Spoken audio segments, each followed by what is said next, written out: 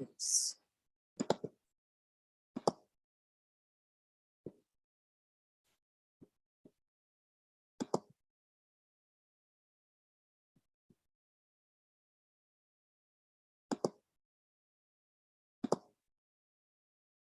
Honey, washed it.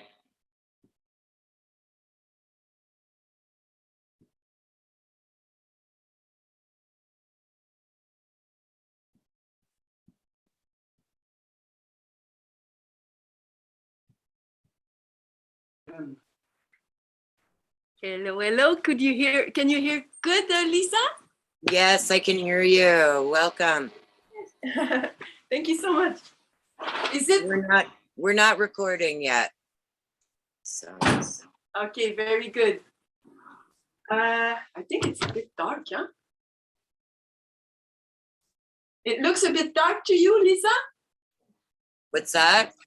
Does it look too dark for you, or is it okay? It's a little dark, but it's okay. Okay, good. Did you see my message that Susan's not going to be able to join us? Yes, I read it. She's not feeling well. Is it nothing serious, I hope? She's recovering from having had that accident a few weeks ago, and she runs out of steam and then has to rest. Mm-hmm. So Wow. Okay, so we need to add a chair here.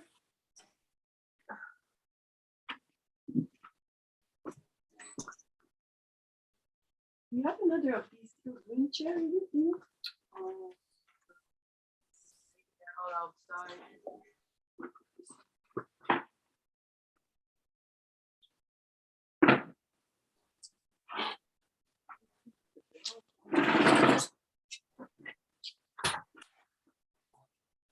Is this chair good? No, we'll get another folding one. Or if not a folding one, get that. The news will be on that side. On the side here? You'll be on that side. Two of you's on that side. And do I put the chair like we clear this up? The way that it was all the time. I don't know why you moved that thing.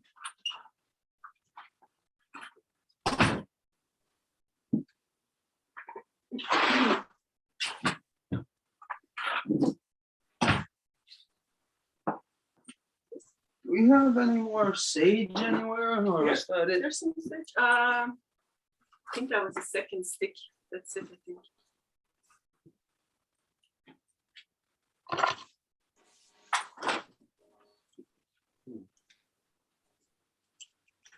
What time is it? It is, we're not live now, but it's getting to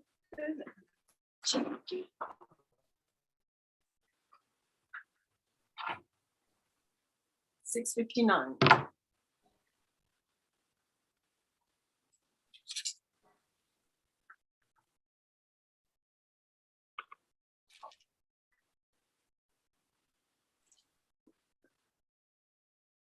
Oh, here.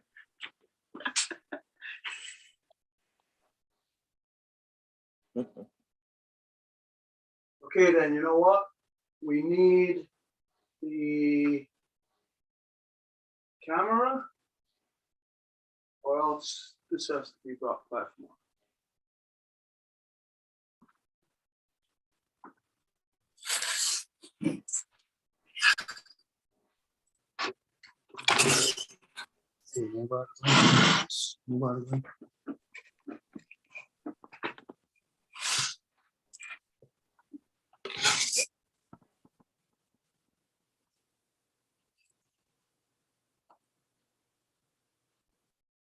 Move out of the way.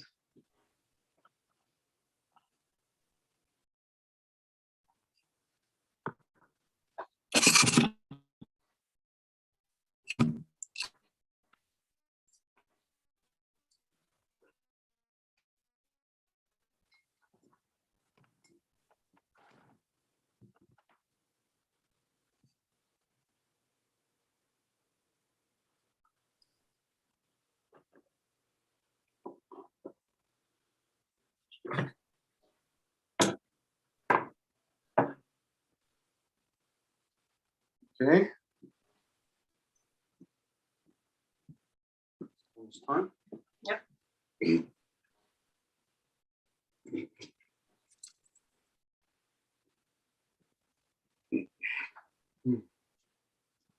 Let's go then.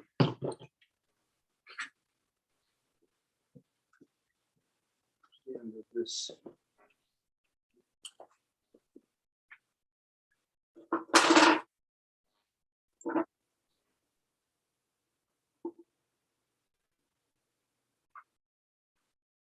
Let me know when you're ready.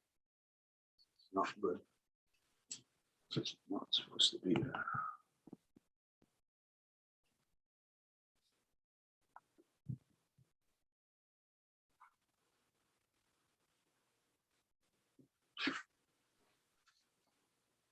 Okay, is it bright enough for?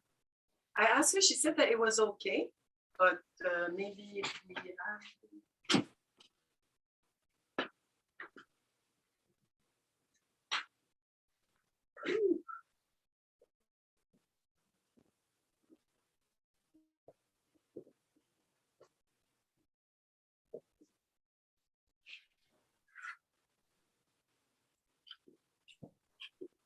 Maybe we should lower it. No.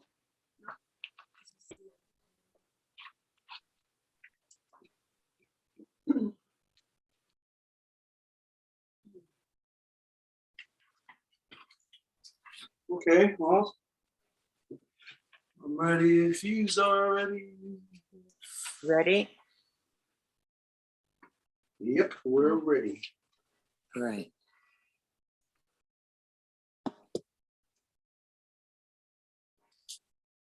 Welcome.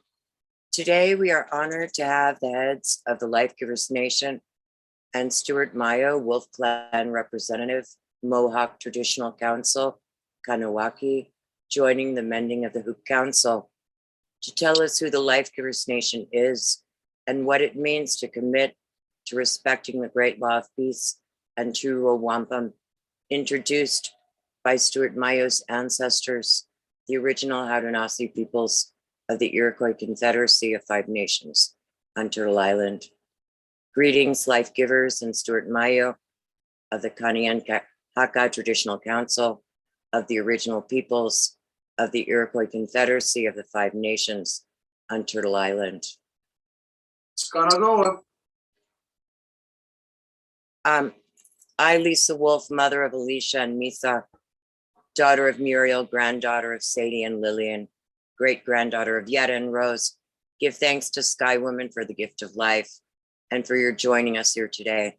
And I would ask you, Stuart Myious, if you could open this council in the proper way.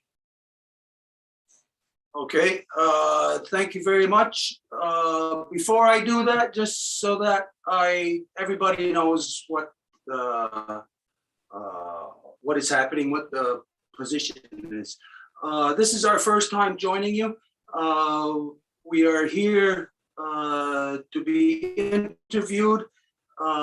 Any kind of affiliations, as you know, people today are automatically making affiliations with people just because they talk, you know, and this is not a proper way anyways. I am not saying we are not affiliated. I am identifying to people, this is the first time we are coming together. And so it is important for everyone to know that in the first times that people come together, that this is where we learn of each other. This is where we learn how to merge together. Sometimes, just like maybe a bad relationship, we find that we can't merge together, and then maybe we go on and we find somebody else.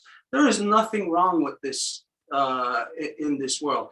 It does not mean that we separate from being able to still communicate or work together, but this just to learn of each other and to see what we can do together.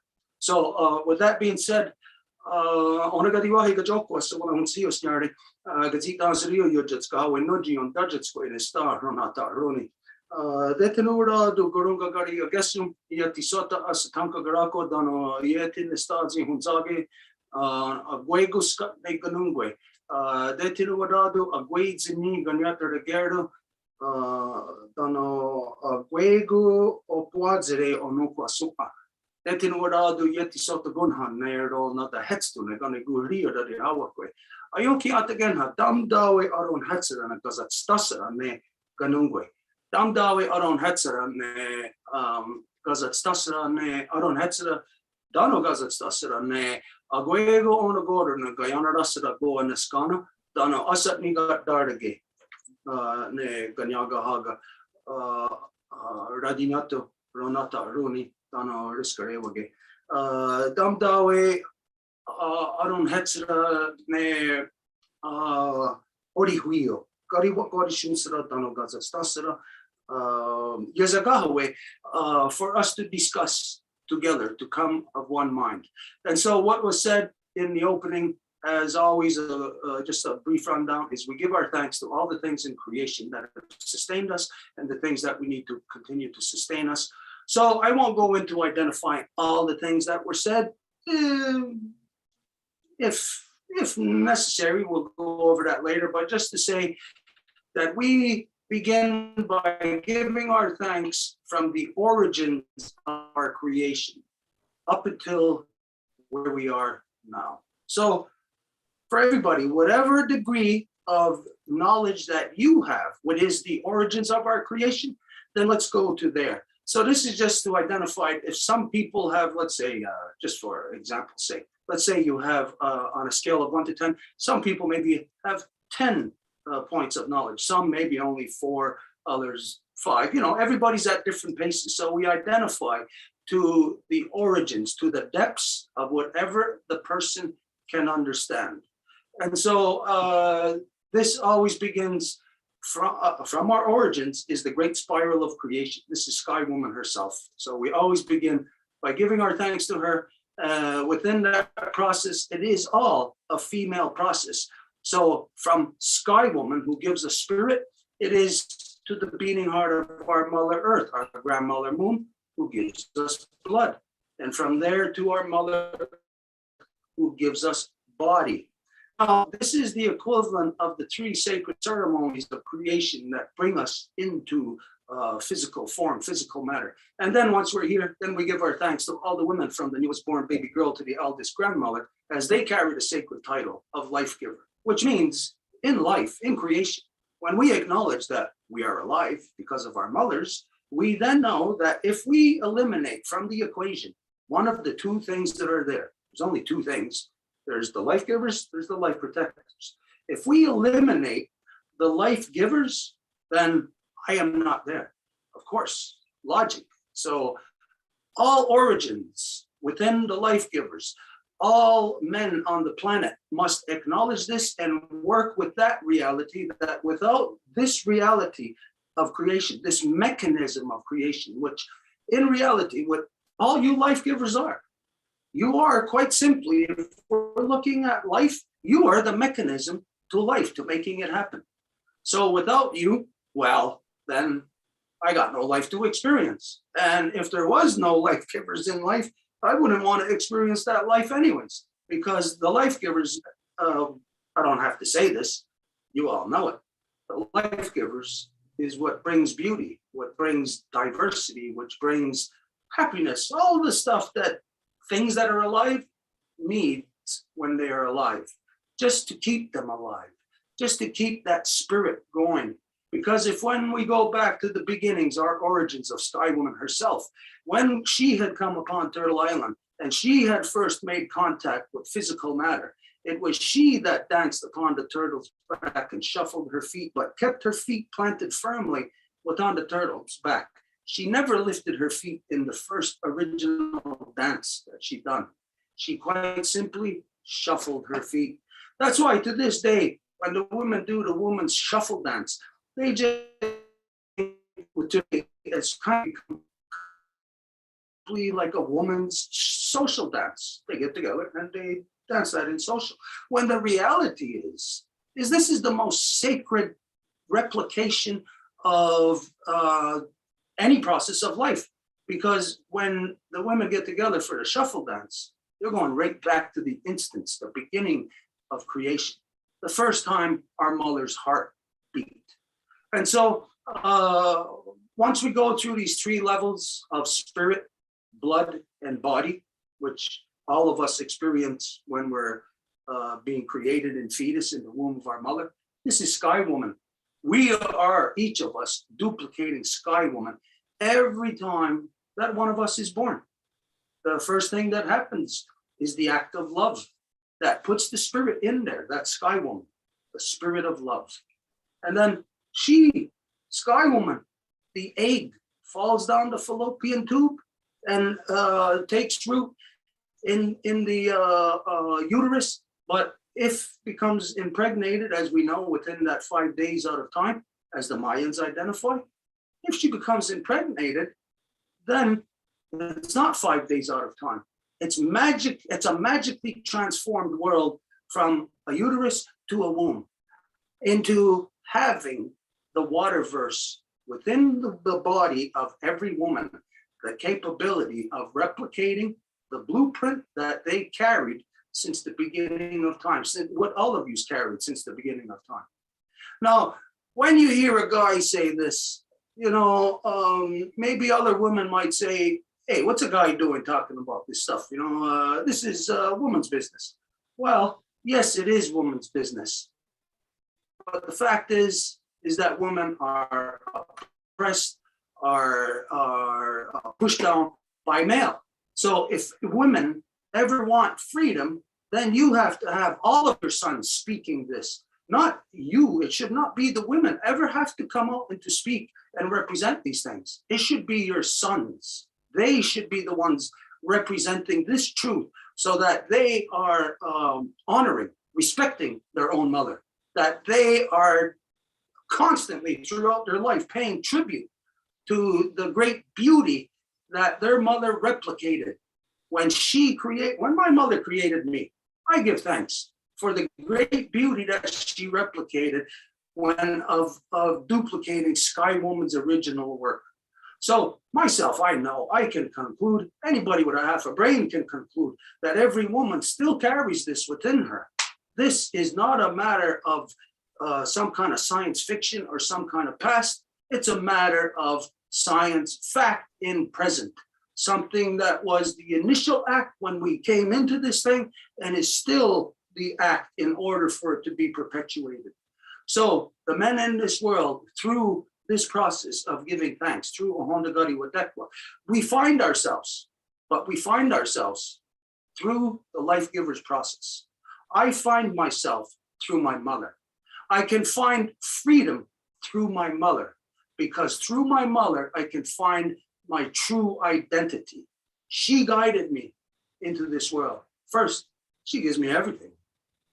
We cannot deny this. My spirit, my heart, my blood, it all comes from my mother, my body, it all comes from my mother. She has done this great work to enable me, her son, to enjoy the work that she has done. And so while I am here, I must honor that great work she has done. I must make sure it is able to be perpetuated, not just up to where I am so I can take advantage and steal as much as I want and destroy the world. No, but so that all the faces yet beneath the earth will still have an earth to rise out of. And today we give thanks and we acknowledge, especially today, our grandmother Moon, we honor today, especially in this opening, because this is what we are, partially what we're here to talk about today. It is the whole line of what people say, the sacred feminine. Anybody just wants to not have it as something that is disconnected from, just say, my mother. My mother. You're talking about the earth. You're talking about anything that's going on it. Talk about my mother. When you talk about your mother on anything that's going on anywhere around the earth, then you are a citizen of the earth. As a citizen of the earth, you have access to law anywhere. Just like if anybody came here to my territory in our longhouse, all you would have to say is that I would like to lay the fire down. This means you would like to speak on levels of law. And when you have issues of law, this means you have an issue that needs to be resolved. So let's just say, for example, if you're driving across the country, let's say you get into an argument, two people in a vehicle, you can't resolve it. Well, you stop by our place, the council, you know, any nation, you can stop into their council and ask them to lay the fire down. That you don't have to be a Kahnawake to have access to justice. I could be traveling in Wet'suwet'en territory and I could ask the Wet'suwet'ens to lay the fire down. That I have an issue that I'd like to lay the fire down. And so they would have to provide for me, the council, to have this issue resolved. In this way, our mothers have provided, no matter where we are upon Mother Earth, a way for us to have law, not 6 months down the road or a year or something, but immediately, to have justice applied immediately. And so this is the most, you can say, the most sacred thing for all living beings, to be able to have justice, because as you know, like right now, we look in what's happening in the Ukraine. People are siding, people are taking sides. Myself, I say, don't take sides in that. This is an age-old craziness that's been going on in Europe with them for forever. So I would say, don't take sides with that. But the fact is we can see that all around the world, it's necessary. People are crying out for justice. They just don't have it. And so when we are discussing the sacred bloodline of the Lifegivers, we are talking about justice. We are talking about law. We are talking about fairness in all things. And so I'll leave the opening at that. Basically, in the opening, as you know, there is a general thanks to all things. So just yourself, anybody, if anything is left out, or if you think, why didn't he say this? Well, just put it in wherever you feel it fits best for you. So thank you for that, allowing us to do the opening. And I guess I'll just take this opportunity to identify as to how and where the Women's Nation came about, if that's okay right now. Thank you. Thank you. Okay, so as you may know, that within the Great Law of Peace, to establish peace here within Turtle Island, it was the 5 nations, which is referred to today as the Longhouse Confederacy, which consists of the Kahnawake, the Oneida, the Onondaga, the Cayuga, and the Seneca. 5 nations. Now, this was one family, and it was brothers. They just basically, they got into a fight. Everybody started turning into war, killing each other. So a little over 2,000 years ago, about 25 to 2,200 years ago, the peace was established. So in order to establish peace, we know it's men that's fighting, that's warring. In order to do this, the men had to pull their heads out of the darkness, the dark ages of war, out of what we were doing, to be able to climb up to the level to where the women are at peace and love. Even though the women may not have been able to attain it, they were subjected to the war mentality of their sons. And so the mothers were crying. This is where we identify that our mother's sky was split. We split her sky because she cannot think properly anymore. How can she when that son and her other son are fighting, killing each other? Her heart, her mind is split. This is the splitting of the sky. And right now, this is what is happening. Again, in the white man's world, they are doing it again to little baby girls. If men want to do that to their own, to boys and that's one thing. That's crazy enough. But men are doing this again to little baby girls, splitting their sky once again. And these little girls are going to grow up not knowing their sky is split. They're not going to know what it's like to have fairness. Not that in the non-native world that they know it anyways, but every time there is war, and they get further and further away from it. So this was the same thing that was happening with us. we were, as you know, visited by the peacemaker, the Ganawida. Now, the peacemaker is the one that brought law to us. Now, this is not to be misconstrued into being some kind of religious story or mythological story, because in every experience that every people had in our history, there's always somebody that's going to rise up and say, that's wrong. This is what's right. This is law. And they're going to stand for it. Why? Because when we look at the corruption of male dominance, what has happened, who does male dominance go after? It goes after the women. So there's going to be some man in that village that's a part of that woman or something who's going to stand up and say something. Who's going to be the one that's going to spearhead things? And he's going to be the first one that male dominance killed. And then his existence is what influenced others. So we're talking about a human process of basically like trial and error. We found out this is crazy. Let's try another way. Oh, that's crazy too. We try another way until it works, because each time that we try, it's not just blindly reaching into the darkness. Each time we try as humans, it's based on accumulated knowledge of not just one generation, but of multi-generations. And so to arrive at peace truly is not a decision of just the ones in the here and now. It is a decision made by an accumulation of a continuum. So you'd have to identify yourself first as a part of a continuum.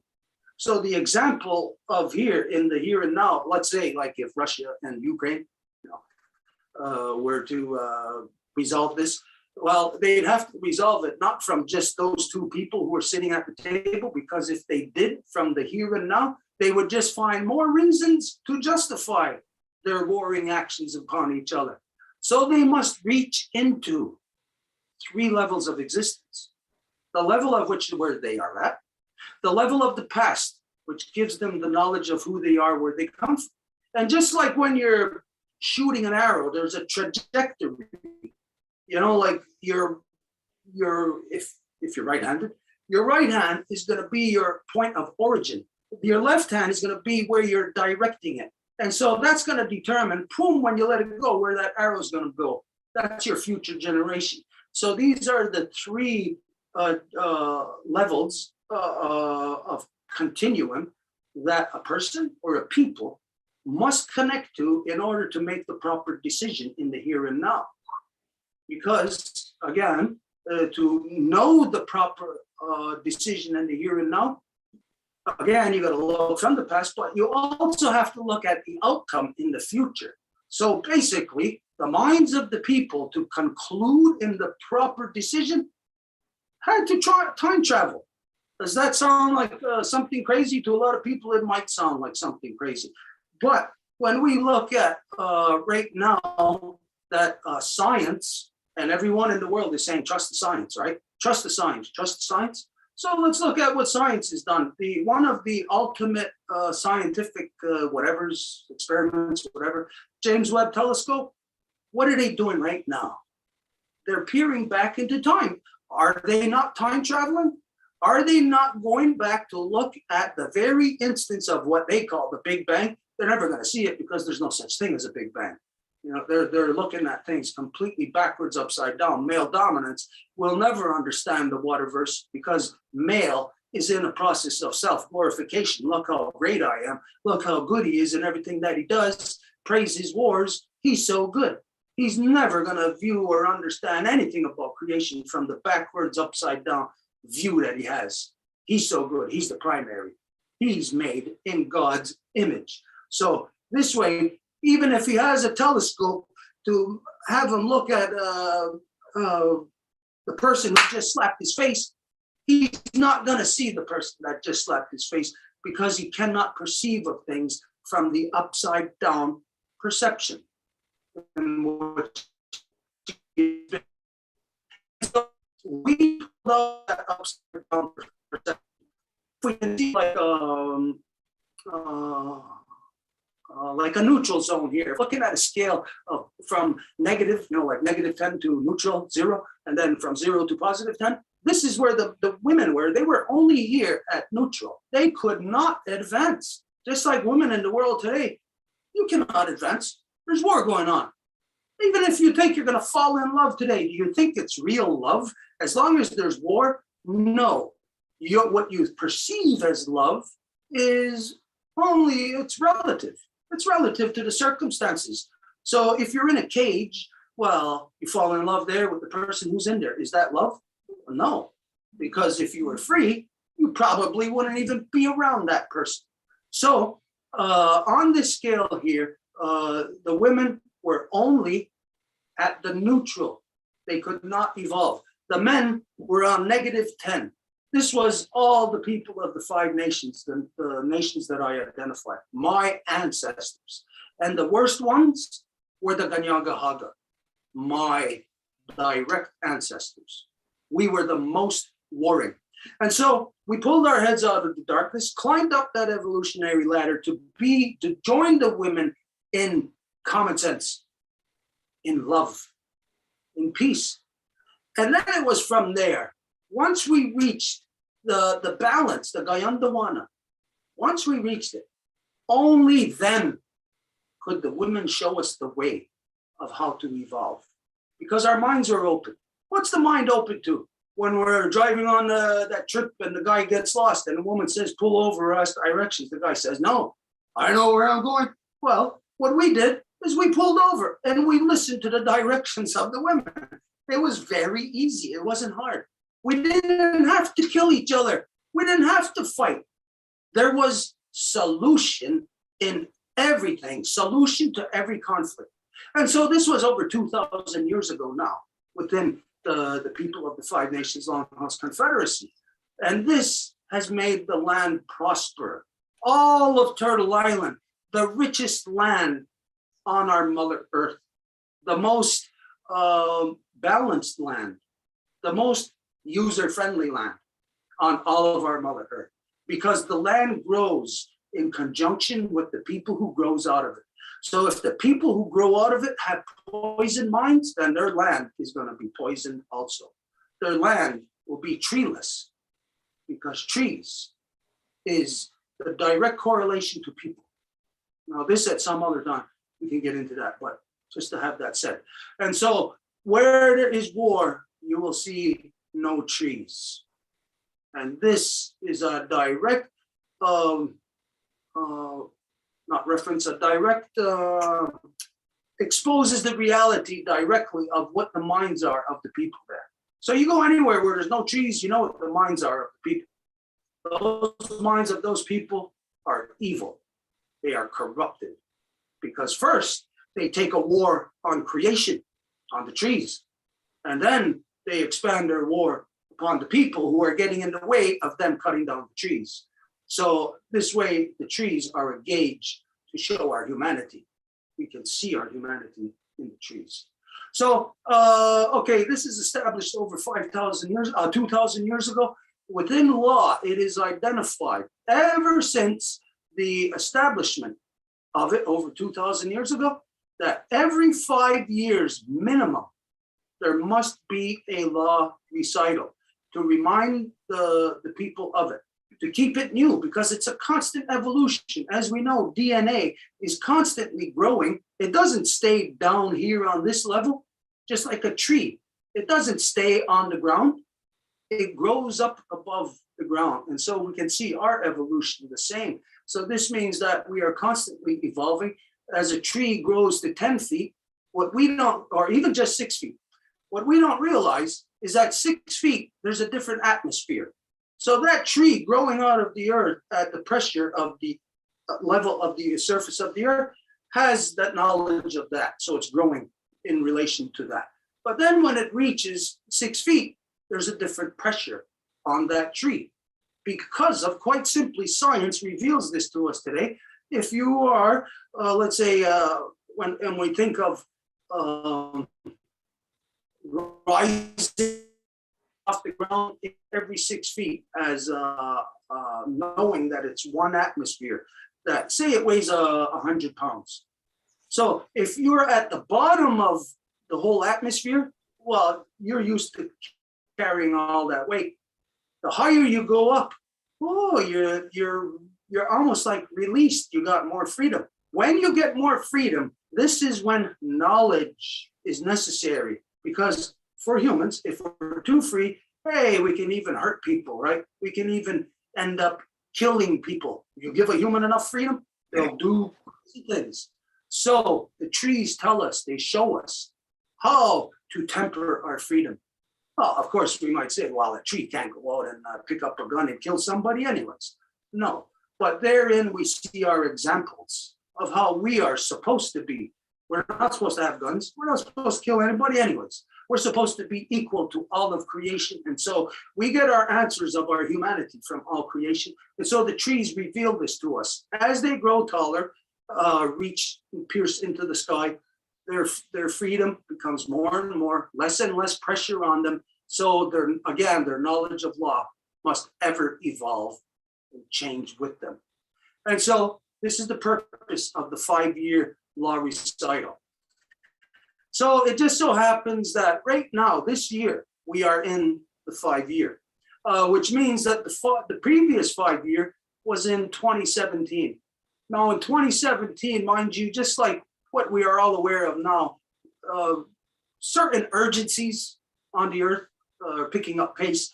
And as the urgencies pick up pace, then more and more people become aware of it. So back up in 2015, 16, as we're heading up to the law recital, more and more people are becoming aware of things in the non-native realm. So at the law recital of 2017, we had already concluded, we had counsel on this in the Longhouse, that of the two-row Wampum peace treaty, that we had arrived at a previously unrealized fact. Excuse me. Of that, the two-row Wampum, over 400 years ago, when it was presented to establish peace to the non-native people, of course, we didn't know the non-native people. We didn't have much knowledge of them, much interaction with them. So we just kind of thought, they look like us. They got arms and legs. They got a head. They talk like us, a different language. They look a little bit different, their colors and that. But generally, we look at them and here, you think everybody's human. So we think that we all think alike. Of course, this is not so. We know this now. We didn't know it then. We thought everybody loved their children. We say we love our children. The non-native says they love their children. We say it's not true when the non-natives say that they love their children. If they love their children, they wouldn't be doing all the things that they do to their children. They wouldn't be destroying the world that their unborn children have to grow into. So we can deduce now, after a history of being exposed to the non-natives, that it's all lies that came from them. And even right up until today, anybody who is their leaders through so-called democracy, well, this, of course, is not a leader, but and democracy does not squeeze out representation from the people. It does the exact opposite of that. So we know that today, anybody who is on those levels of so-called representation, if we're going to be talking to non-native society, there's no point in talking to them. Because on those levels, everybody's a liar. Everybody is, in fact, still conducting themselves as the first pirate that stepped off of that first pirate ship when the first pirate came in here.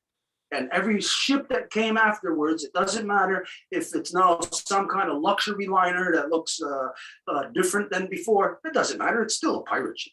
And it's still pirates that are getting off. And the so-called heads of country of so-called United States, so-called Canada, they're bringing in refugees by the plane load, by the ship load every day into our country. Into our country, not into the non-natives' country.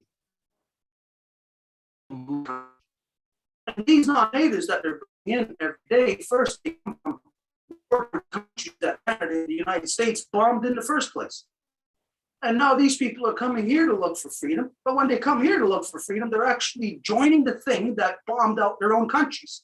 They're joining the what is truly in control of NATO, what is still the only one empire that began and continued and right up to today continues the colonial expansion, which is Britain.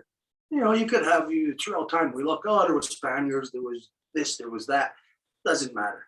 They're all controlled under Britain, all of them.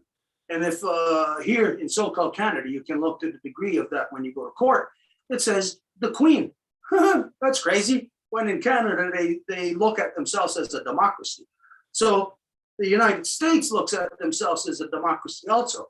So put on your court documents when you go to court, put the Queen on there and see what people in the so-called United States think about if they're still going to be a democracy or not when they do that. So the thing is here is that it's just to point out that you still have these liars, these pirates that are in charge, which shows the native people that there is no one to talk to in as far as having a meaningful dialogue with the non-native people. Now, does it matter? I can tell you outright, it really don't matter. It really doesn't matter if we have a dialogue at all with the non-native people because they've already set their course. They're already doomed.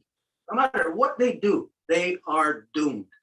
Their only chance of survival as a species is to basically wipe their slate clean and to come and listen to us. Now, this is the way the world is now. We really don't care of having a discussion with non-native people. We don't care about debating with them on anything. It's beyond that point. It's too late. It's at the point now of where the non-native people are going to listen. And if they don't listen, well, we really don't care. We don't have the time to waste with people who have caused the problem and who have, through science, said that they only have until 2030 to deal with the problem. So this is the whole non-native world has all together collectively, I don't care where you are in the world, anybody here throughout so-called North and South America, anybody anywhere else on earth, you are all part and parcel under the colonial regimes of Britain now, everybody. And so all of these people together are the problem. So the problem, as you see, like we said, they hired these scientists to come up with this findings, and their findings were from the United Nations that you only have until 2030. And so we look at this whole ball of wax of our history with the white man, with the non-native, and we can see it is certain death for them. They have laid it out. They have identified right in the end game, in the final 7 minutes in 2017, they said 2030. It's a lie. You don't have until 2030. You have until the 9th moon of this year. Now, the 9th moon of this year doesn't mean, hey, that's the end. That's it. No. You have until the 9th moon of this year to do what the United Nations scientists claim that you only have until 2030 to do. So that's all we're saying.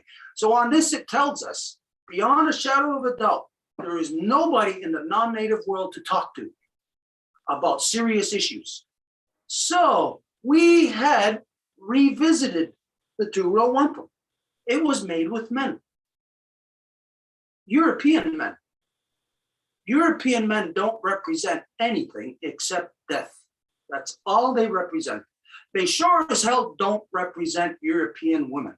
And I can deduce this today because we see pockets of European women who are now refusing to have children in this world because of the way the world is. So what they're really saying is they're not going to have kids with the piss poor examples of men that they have to choose from in the gene pool. Look at your gene pool. And if you're holding something so sacred as life, you're going to mix that with that rat swimming around in that cesspool that they've created. Oh, this thing that the Lifegivers carry is too sacred to happen. Non-native women now that are you see these groups expanding around Europe, and you've seen that we detected them first stemming out of Britain, where the British women were saying no. And so there's more and more. And so the reality is, I know that there is not a white man on the planet, not a European on the planet that represents European women, that represents. So it means they're only representing their special interests. That means they are not representing. So even this guy right now in Ukraine, not to say anything about whatever his beliefs are, but he's really only representing one side of one story that's in the Ukraine. So this is, again, one of the reasons why we say natives don't get involved in that. It's all craziness. You try to sort out something after 1,000 years of corruption upon corruption, and you ain't gonna get anything but corruption. So the reality is that we have seen that in order to have a meaningful conversation, now think of this, when we're saying meaningful conversation, think of DNA. Bring all of our minds down to the level of DNA. This is what we are talking about.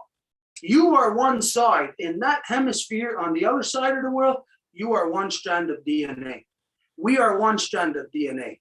We're talking about having a conversation, just like DNA does. DNA says, hey, you want to come over for tea this morning? And you answer, yeah, gee, I'd like to. I'll bring over some donuts or something. And it's happy, and it's conducive to each other. It's love. This is what the purpose of the two-row wampum was and is. But with the white man, it's impossible to have meaningful conversation. He is actually destroying the conversation of life. So DNA, as you know today, it has become weaponized by the white European male-dominant warmonger. He has done this now through his science. He has done the very thing that he accused you women of 1,000 years ago when he called you witches. He called you witches and killed you for it.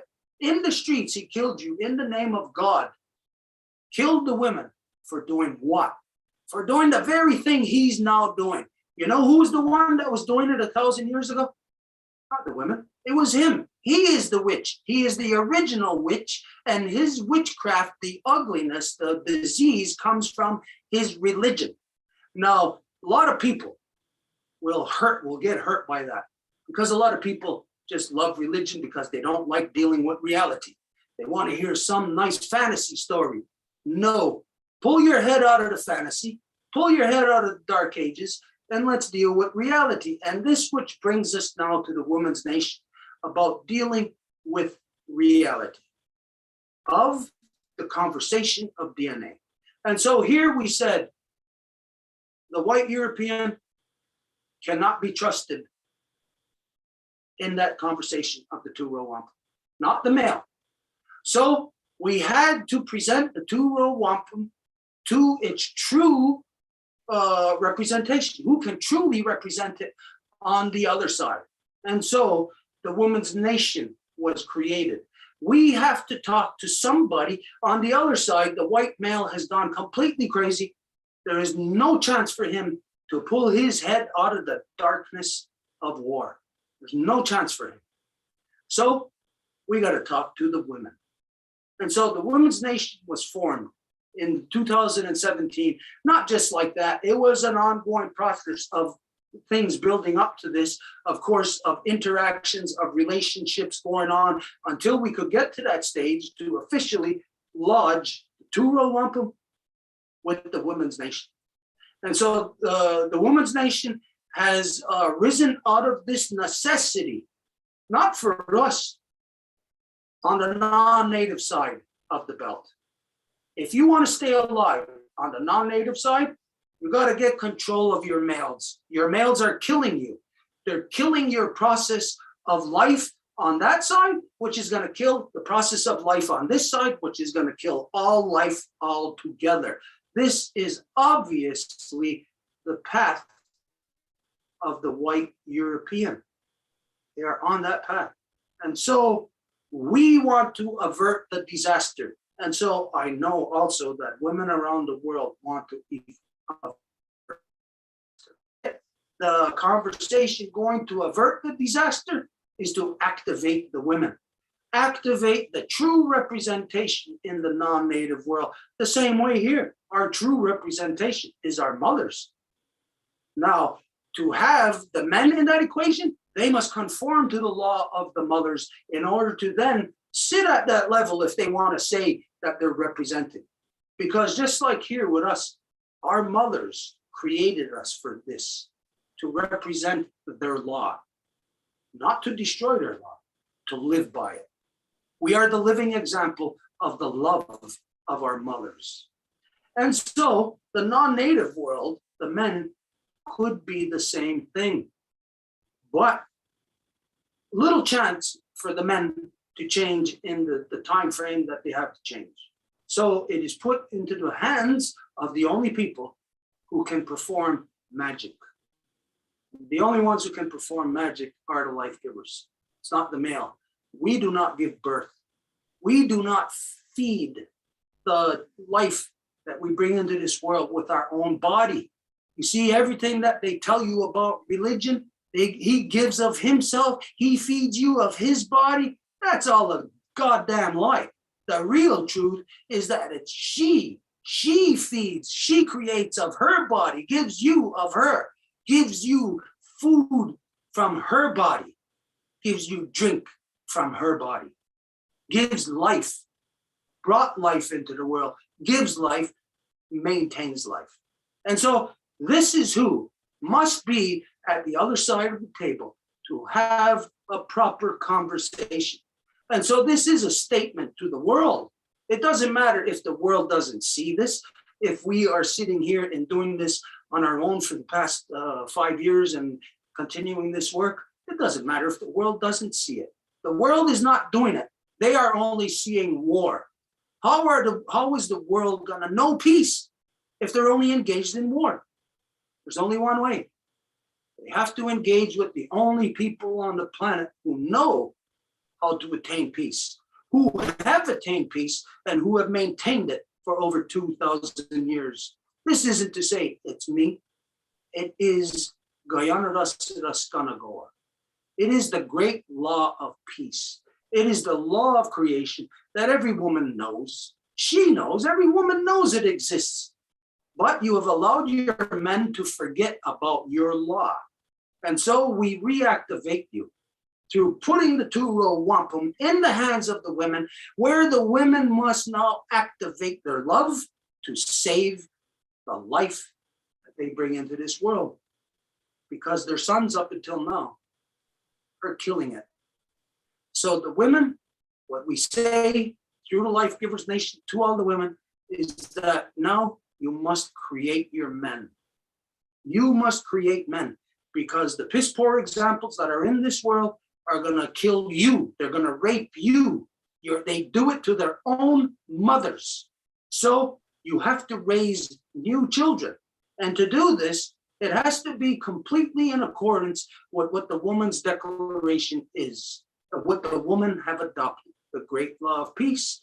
The Woman's Declaration is to have no bit of poison. Like when you go to the doctor to get rid of cancer, you don't say, leave in 1%. No, you say, take it all out. So this means no religion, no false man-made religions, which are all religions. Anybody who wants to adhere or follow a religion, I would say, no problem with that if your religion is rooted in fact of science, of creation. This creation is, if you need a religion, that's the religion, not some false man-made story that cannot be substantiated by anybody. But if you don't listen to it, they kill you, and they tell you to go around the world to rape, murder, and pillage, then you are not a part of a religion. You are part of a cult. And the leader of your cult is the devil. And the devil is what has been mismanaging the sons of mothers. Mothers have allowed their sons to be taken by the devil. You allow your sons to go to school. And in those schools, they learn how to be bullies. And bullies are nurtured to be warmongers. Warmongers by nature are rapists. They are pillagers. They are The ones that do return, if they are not going to do that back in their homelands, they might end up killing themselves, but they might end up just being a chaos and a torment for the people. The same way that right now in the so-called United States, all of the veterans that they have turned out, is not a burden to them. It's a burden because, well, you throw people into war that are killing people unjustly, and these people then are at odds with themselves, having all kinds of mental issues and this and that, manifesting in the streets into killings. How many of these mass shootings, say just in the past 3 years, have involved military? We're actually on military bases. And so we can see the reality of things, which is why Woman's Nation is so crucial. It is so crucial. I place all my bets there because there's no place else now to bet on the table. This is the only game now on the table. And if this fails, we all lose. So we got no choice. We got to go all in now. All of us, all in on this thing that is going to be the only vehicle that will take us to where we know we all got to go. We got to go where they say, trust the science. Science tells us we got to do this by 2030. None of them. There isn't going to be any country on earth. There isn't going to be any non-native government, any corporation, anything. None of them are going to come up with solution. All the solutions, as you know, what they come up with, hey, let's build this machine to pick up the plastics on the ocean. Well, you're picking up the plastics, but now you build this other machine to deal with the problems of another machine. So there is no solution in what they call their solutions. There is only one solution: to make the body think right again, to make your children, your sons, do the right thing again. It's not going to be the fathers that are going to do this. It's going to be the mothers. And it's not going to be under this threat of, I'm going to spank you. No, it's going to be under the promise of love, under the promise of peace, under the promise of true happiness that manifests out of this beautiful creation that our mothers have given us. We have a sacred duty to protect it. In the sacred duty my mother has given me, she has given me the brain to figure out how to manifest this, how to accomplish it, and how I know we're going to accomplish it is through the power of the women in this world. So women all over the world, this is your power. It's your solution. Woman's Nation. It's not me, what I'm going to tell you, but you are going to come to find. Great law of peace, the same thing that I must abide by, is the thing that you have been searching for, not just all your life, but at least for the last 500 years now when you tried to escape the tyranny of Europe. You've been looking for it. Continue through with the true work of your ancestors. Were your ancestors monsters? Or were your ancestors trying to run away from tyranny and try to find peace and balance and happiness and a place to bring children into this world? A place, peace. This is, I know this is what you want. Together, this is how we will do it. So this is how Woman's Nation came into being. I thank you for being able to just present from the knowledge of how we got up to this point. And now, me, I'm very happy that, well, it's too bad that the other representative couldn't be here, but she had to, she was here over the weekend for ceremony. She had to travel back to her home. But now you have the two representatives here, Edith, Mary Claude. So, oh, there she is right there. Anyways. As far as me, I'm in this now. If at any time you have any questions for me, okay, fine. But now I'll just sit back and Well, I guess I'd ask both the Lifegivers and you, what does it mean that this law and this treaty, you are the official governance on this land, and it's never really been enacted. It's never been honored. And as far as the Lifegivers Nation, what is the potential for the nation in terms of international law? And I'm just curious, Stuart, with your mother passed, what is the process for the clan mothers within the within your longhouse? Okay, in the Longhouse, there are no more women. No more. The last ones left the Longhouse, let's see, about 5 years ago, 5, 6 years ago. Longer than that? Okay, maybe, let's see. Okay, it was, wow, okay, 9 years ago. The last women left our Longhouse 9 years ago. What does that mean for me? Let's say my mother dies. What does that mean for me? Do I die? Do I die with my mother? Or do I go on living? Well, I'm still breathing. I'm still able to move around. So, well, that must mean that I don't die just because my mother dies. So that means even though my mother's blood is inside of me, her heart she gave me that comes all the way from Sky Woman is inside of me. The spirit that my mother gave me, her body, everything. This is me. No, it's all hers, but when she died, it didn't die with her. So this obviously means I can deduce in life that even if my mother dies, I can go on. How can I go on? Just by continuing to follow her law. What's her law? Well, I got to continue breathing. I got to continue eating. I got to continue drinking. And then I got to continue external in the world upholding her law. So just because there are no women in the Longhouse, this means nothing. Anybody can adhere to law. And when we're looking at genocide, is it really a surprise to think that it might come down to a final person? Because that's what genocide is about. So when we get there, who can say, or who is to say that, well, whoever's left alive there doesn't have the right to be alive there because there's no more women in there, no more women in a Longhouse. Oh, what if there was no more women in the world and I was still alive? Would I have to lay down and die because there's no more women? No. That would just tell me that I would have to exponentialize my efforts to adhere to my mother's law. Because when there is no more women, this means that in the mind, things are, or in reality, things are out of balance. And so when things are out of balance, try to conclude on anything when things are out of balance in your world.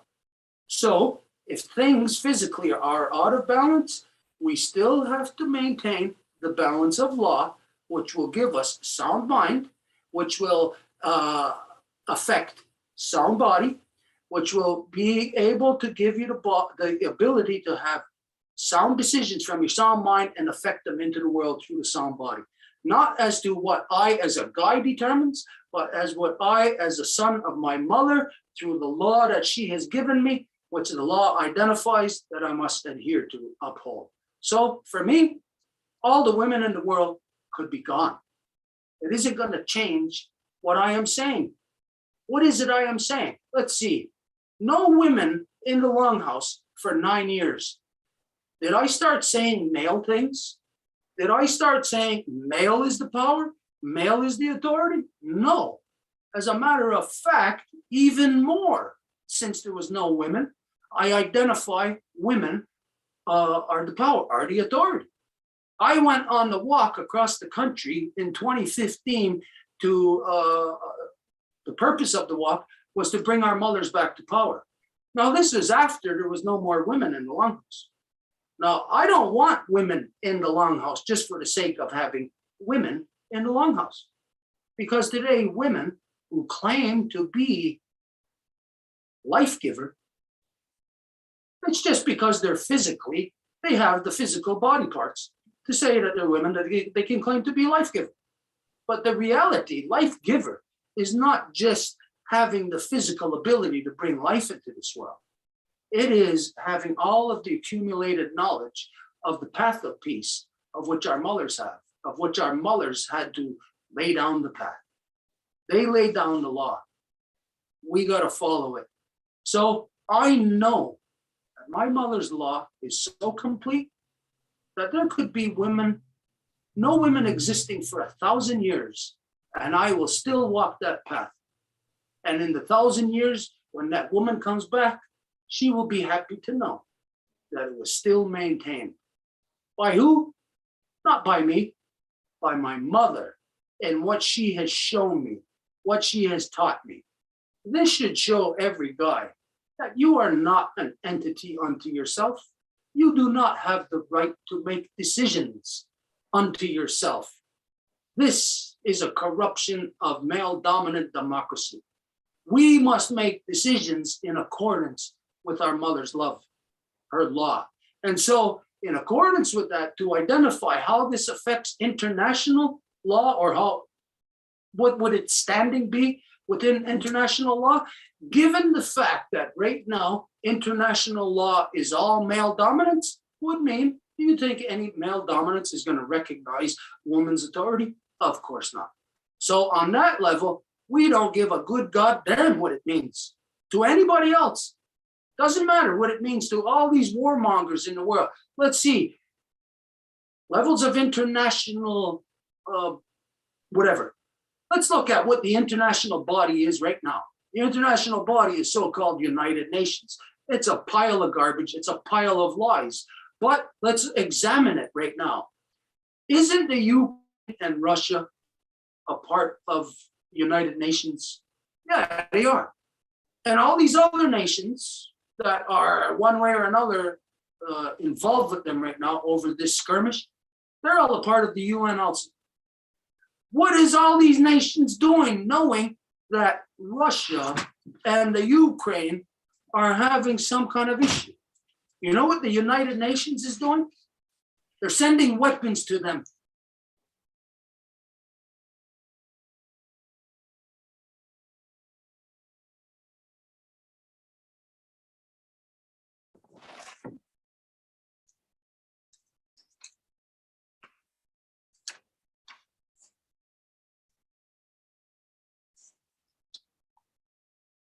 Angel, it looks like, are they coming back?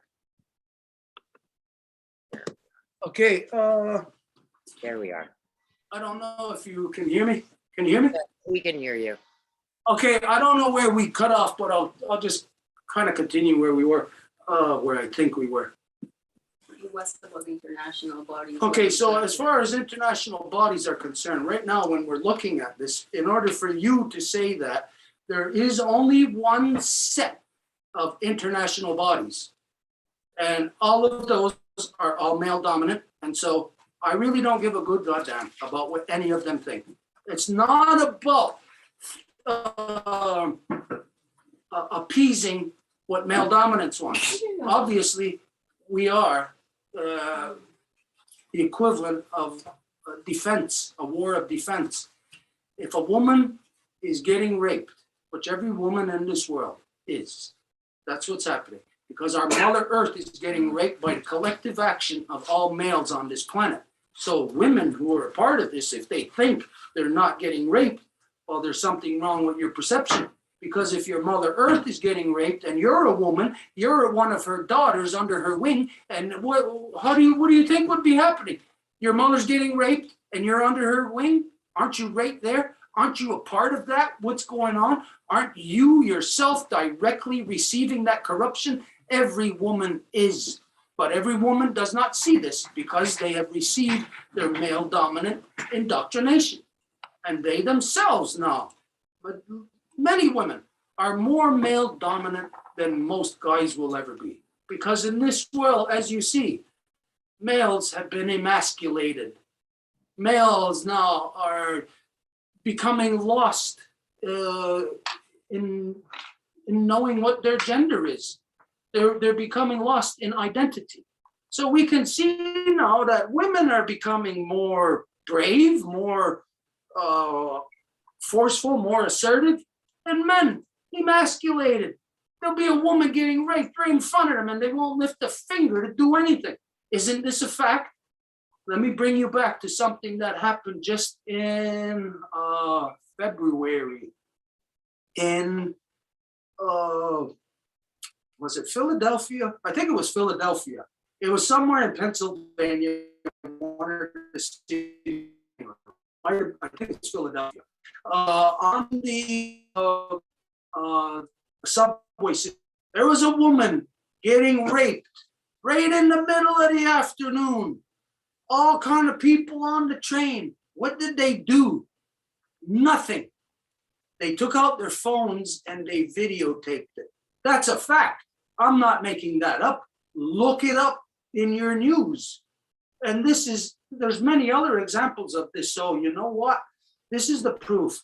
Now imagine I'll imagine if I was a girl living in that city, if it was Philadelphia or Pittsburgh, and I know that a young woman got raped on the subway in broad daylight, middle of the afternoon, while guys sat around and videotaped it. If I was a young woman in that city, I'd be getting the hell out of that city. Because if I was a young woman, I'd know. That young girl getting raped, that would be me. That would be you. It would be any girl there. Because if one guy can rape while other guys watch, it's every girl. Every girl. So this is the reality of what we are dealing with in the world. So when it comes to recognition, we do not care about recognition, because the actions of what has to be done with the Women's Nation in conjunction with the Kahnawake Traditional Council, as you know, we are addressing worldwide issues. We are the only ones who have stepped up to bat and addressed the truth of what the scientists from the United Nations have said. Now, the United Nations, every country on earth, hired these scientists to say, hey, why don't you do this assessment and tell us what your findings are? So they did the assessment, told them what their findings are. Said not until 2030. This was in 2017. 5 years later, any action? No. As a matter of fact, you see all action in the opposite, because right now, every so-called leader is, whenever you talk to them about something, on international levels or anything, they always talk about saving the economy. Save the economy. What the hell is the economy? How many mothers have given birth to a bag full of money that they then have to hold in their arms and suckle to their breast to feed? You ever have to do that to a bag full of money? Never. Does a bag full of money laugh with you? Does it cry with you? Does it have emotions? No. But a bag full of money will destroy everything about you. And so the reality is your world leaders are talking about what kills you. When they asked for the assessment from the scientists, and they said, this time they're not doing nothing. As you know, we are the only ones who has addressed this issue with the agenda of hemp unity, which addresses it on every level of the destruction that the scientists have assessed in water, land, and air. That hemp unity addresses it all. And so you can see, we're addressing world issues that even right up until this point, right now, not a single other person or entity in the non-native world is addressing. Now, the Women's Nation is empowered now through the two-row wampum to be able to take real action on what they know themselves is truth. Whereas without this, without the two-row wampum, without the Women's Nation, what could each individual woman do on their own about this thing that the scientists from the United Nations said? Nothing. On your own, you can do nothing.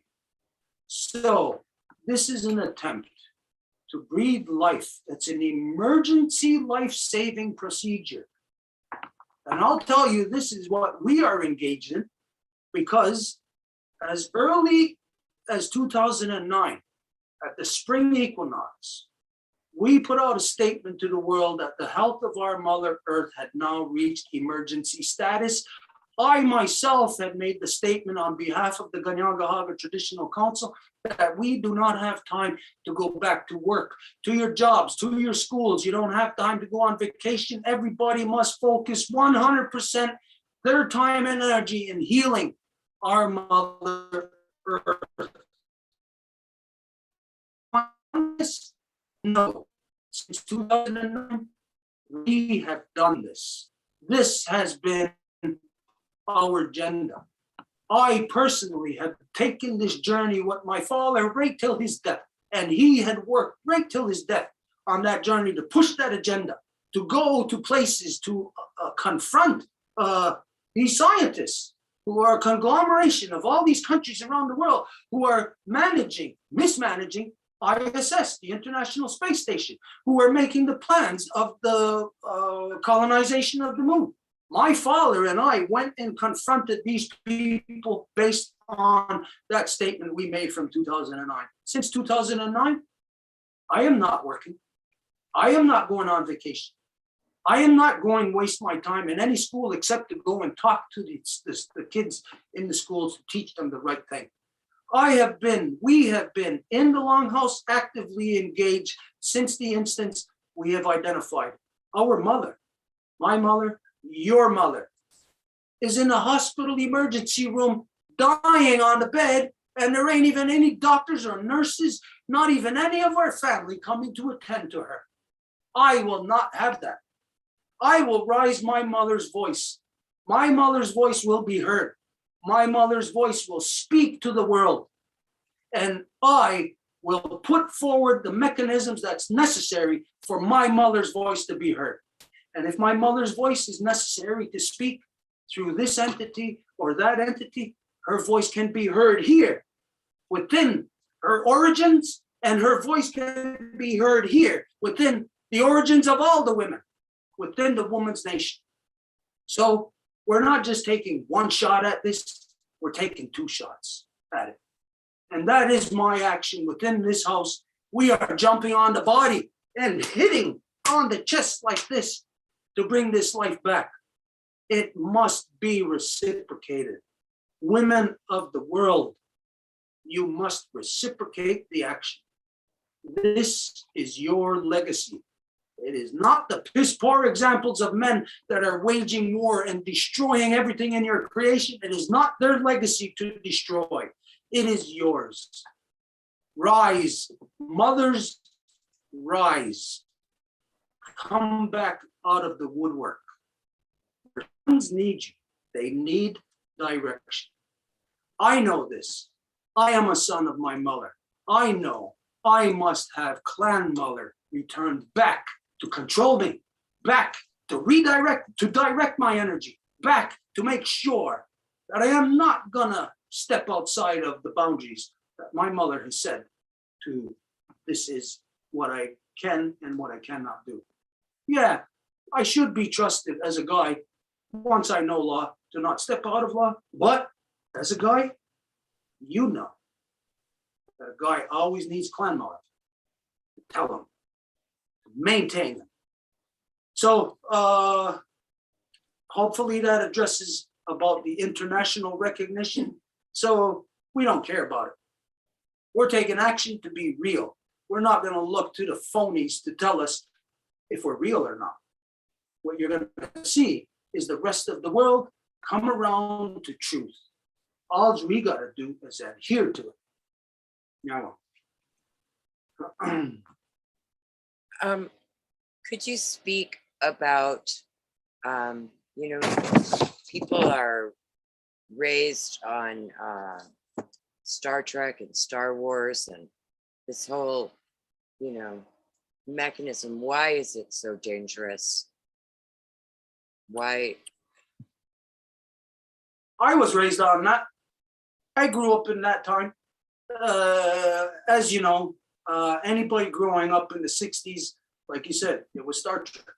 We'd rush home on Sunday to watch Walt Disney. We were all programmed. And so we were all programmed through those things to get us to believe.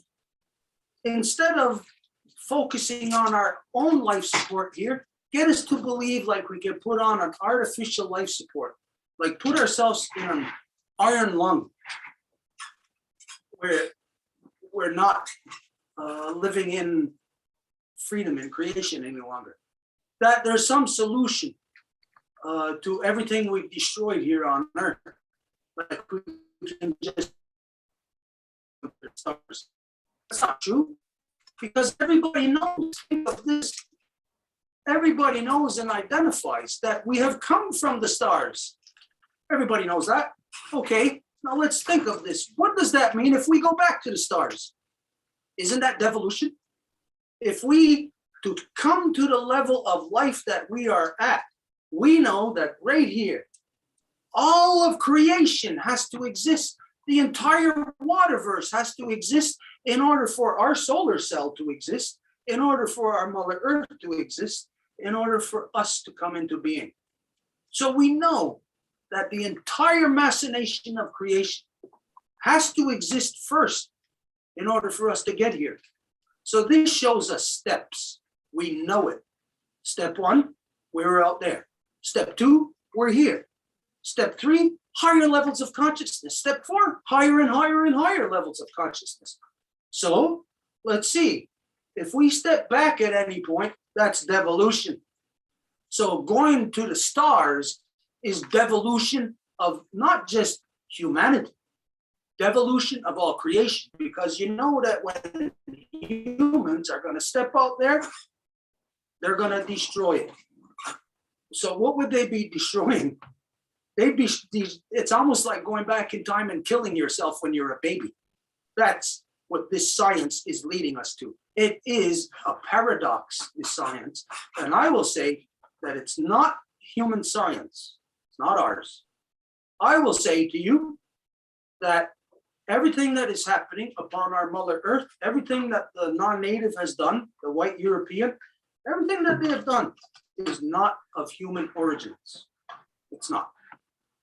Because we are human and we know what humans need to survive. We know it. We all know that Grandma Moon, imagine if we just started cutting pieces out of her to eat, we eat her. We know that, well, she's going to be gone then in a finite period of time. And that means we know that her affecting us will be gone. We know that she's an intricate part of us. We won't exist without her. We die. So we know that this is the conduct of the white European male. This is a fact. He goes around and all he does is destroy everything that he touches. He kills everyone he comes into contact with. So what is going to happen when he leaves this planet because he's destroyed it? He's going to destroy, destroy, destroy. You know what this actually means? This white man who does this does it all in the name of his God. All. When he goes to war, he does it in the name of his God.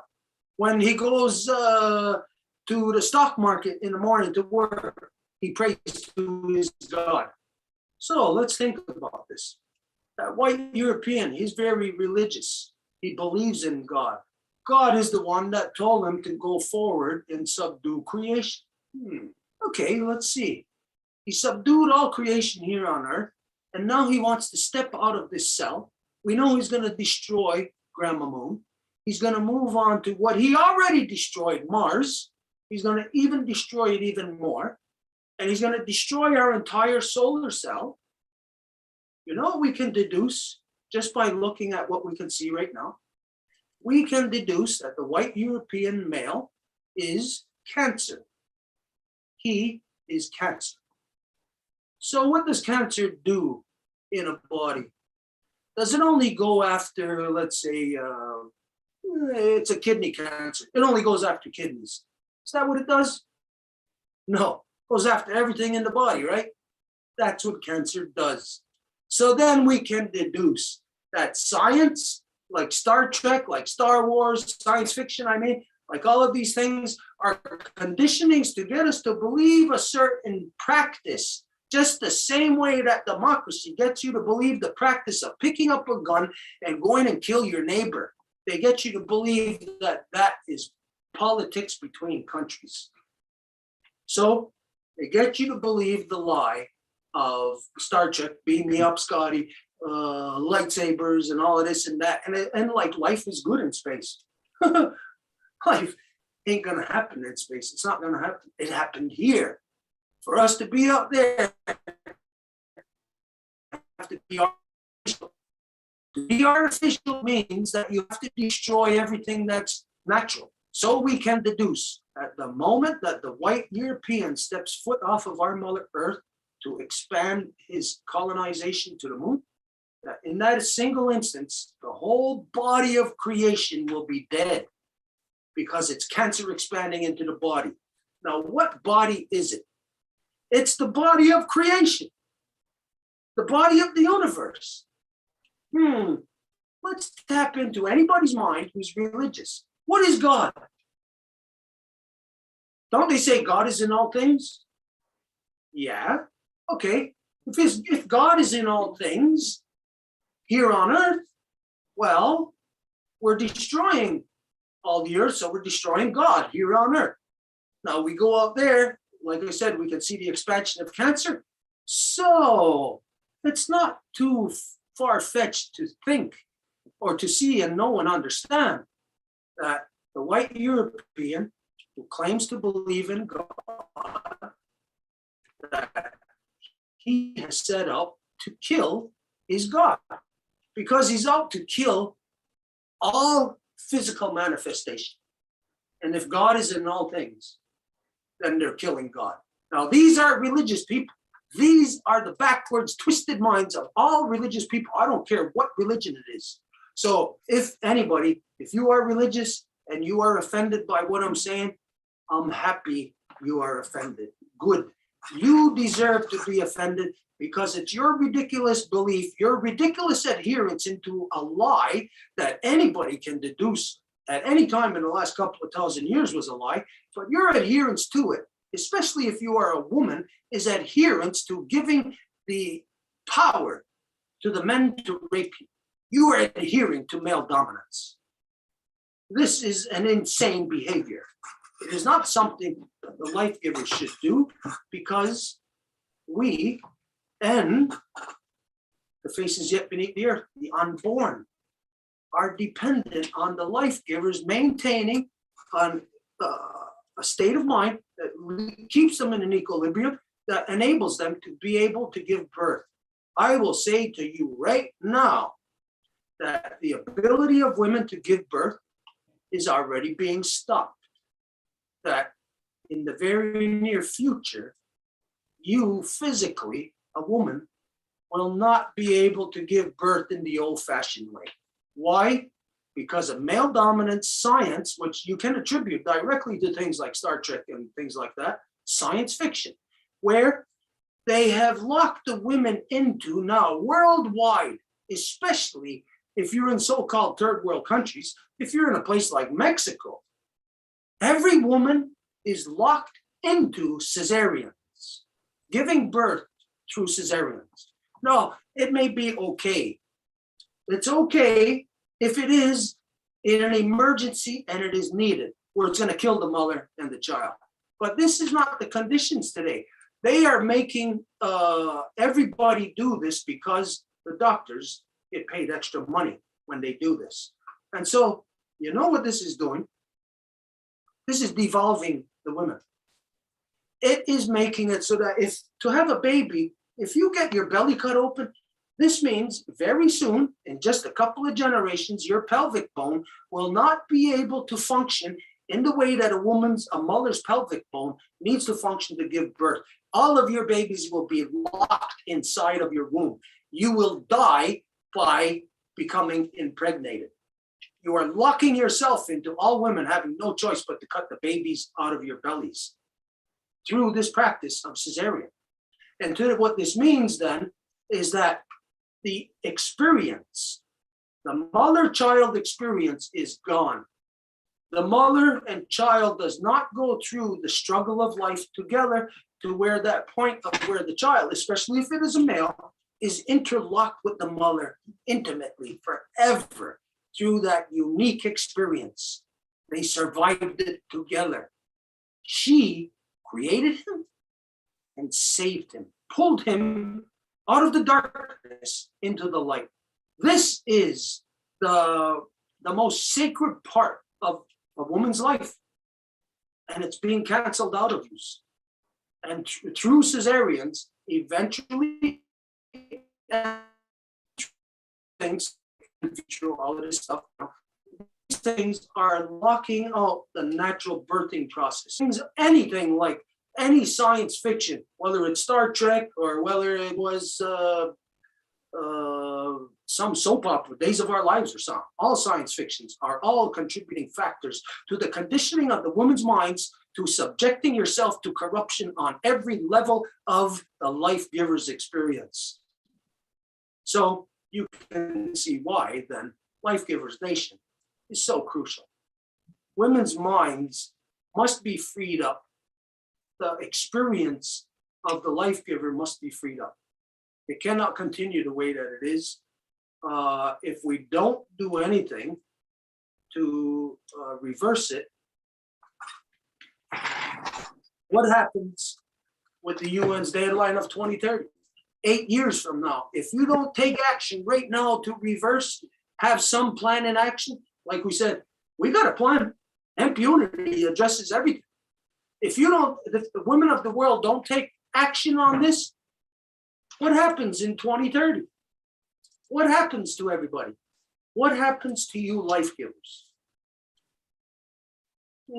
So we can see that all the things influencing us is what we have to wipe from our mind. So can you wipe, right now, let's say, we know the internet needs to be wiped from our mind. Can we do that right now? Because right now, just for us to communicate, we're dependent on it. So this is where our mother's law, great law of peace, which is articulated to the point of where it governed absolutely every person here in Turtle Island. It wasn't just the 5 nations Longhouse Confederacy that had it. It was in the corruptions of the non-natives that they're always at war. Their wars produced famines within them. Well, look at what did our people do? We sent them over a bunch of potatoes and we saved the Irish. And so this is the way that it is with law, that it expands truth where there is no truth. Because oxygen will go to the parts of the body that doesn't have it, that needs it. So the great law of peace is right now at your fingertips. Women of the world, the window of opportunity is open, but it is going to be closed very soon. You only have 6 moons left. That window of opportunity will be closed after that. Yeah, well. Look, I'd like to ask the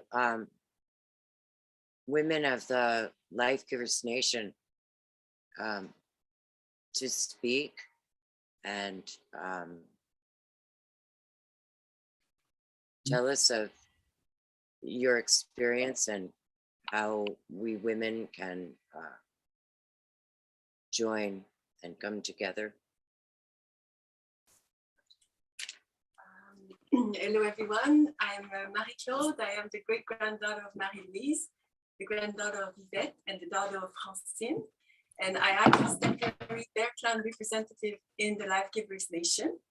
I would say corruption everywhere in the world is, we don't have to search for it, it's everywhere. And I think that all non-native forgot everywhere around the world that they are living in native territory. And this is the first corruption, the treatment that the original people of any place received. And so Lifegivers Nation, while realizing that, then went on and said, we need to correct this. The great law of the Kahnawake is the law of this land, Turtle Island, and it must be upheld. So for us is to correct every corruption one by one and to have the courage to face in our own lives, in our own circumstances, that we are all linked to these monsters that either raped, killed, they became rich by killing our Mother Earth. They profited of all of this beauty that didn't belong to them. So in our own experience, it's a lot to do with real and all the manipulation that everywhere on our Mother Earth had we were victim of. You know, it's not just an accident that everywhere on the earth, everybody's doing the same thing. It boils down to you only have one thing you can do. It's to destroy the earth if you want to put bread on your table, basically. So it's the whole, I think, by the help of the Kahnawake Traditional Council, of course, this would have never been possible because we're so brainwashed. We don't even see what is corrupted anymore. And we're therefore participating in it. And Lifegivers Nation takes our voice back and say no to all of these corruptions. So.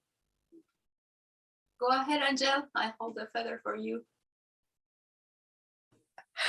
Marie-Claude, you said it so well. It's hard to describe the experience we have with the nation because it's something that you have to live to understand, but still it's something you won't find in non-native groups anywhere. Great law of peace, it's not something you find in non-native world. So the experience we have, it's a real unity, something real for the first time. We live in a system that everything is false. Everything is only based on the trust that we have that it exists, but it doesn't exist. So, but great love, peace is real. So that's this whole experience. It's on this in. I'm not able to describe it with words, but it's, I would say, almost magic sometimes. And I forgot to present myself. I'm Angèle, the daughter of Jeanne Mance, the granddaughter of Jeanne-Aimée, and the great-granddaughter of Marianne. And I'm the Turtle Clan temporary representative in the Lifegivers Nation. I pass the feather to you, Edith. My name is Edith. I am the daughter of Soko, the great-granddaughter who carried the name when she was alive of Panchita, and the great-granddaughter who carried the name of Celsa when she was alive. They are from the Zapotec Nation, and that's how I come to know, thanks to the Kahnawake Traditional Council, that I am also Zapotec, although I never grew with that knowledge in my mind or in my culture or in my being. And here in the territory, I'm under the protection of the Wolf Clan of the Five Nations Longhouse Confederacy, the Kahnawake Nation, under this House of the Hill. And it is how I was placed for being the temporary Wolf Clan representative for the Lifegivers Nation. And of course, we're referring to the Lifegivers Nation as to the other side of the Turo Wampum. But in this sense, it's like us Lifegivers, we should have met, like, let's say, in the time when there were the women from this hemisphere and there were the other Lifegivers that were coming here. We should have met in better circumstances than the circumstances that were forced upon us. There was first the men that came here to war upon us, and then the women that came were trying to run away, but there was already a war environment. So we never had the chance to meet in the proper ways.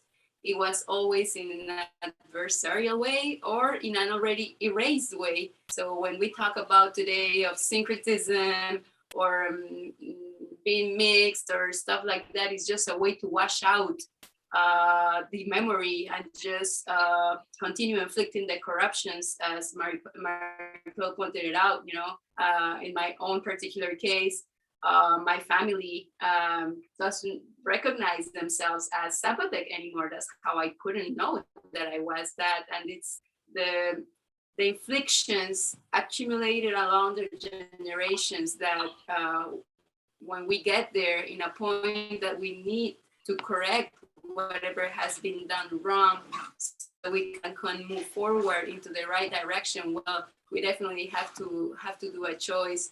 The choice of great law of peace in this case has been like it doesn't really matter what I want or what I would like to be. It matters what is right and what is good. And for now, I'm assisting in the way I can in bringing back this great law of peace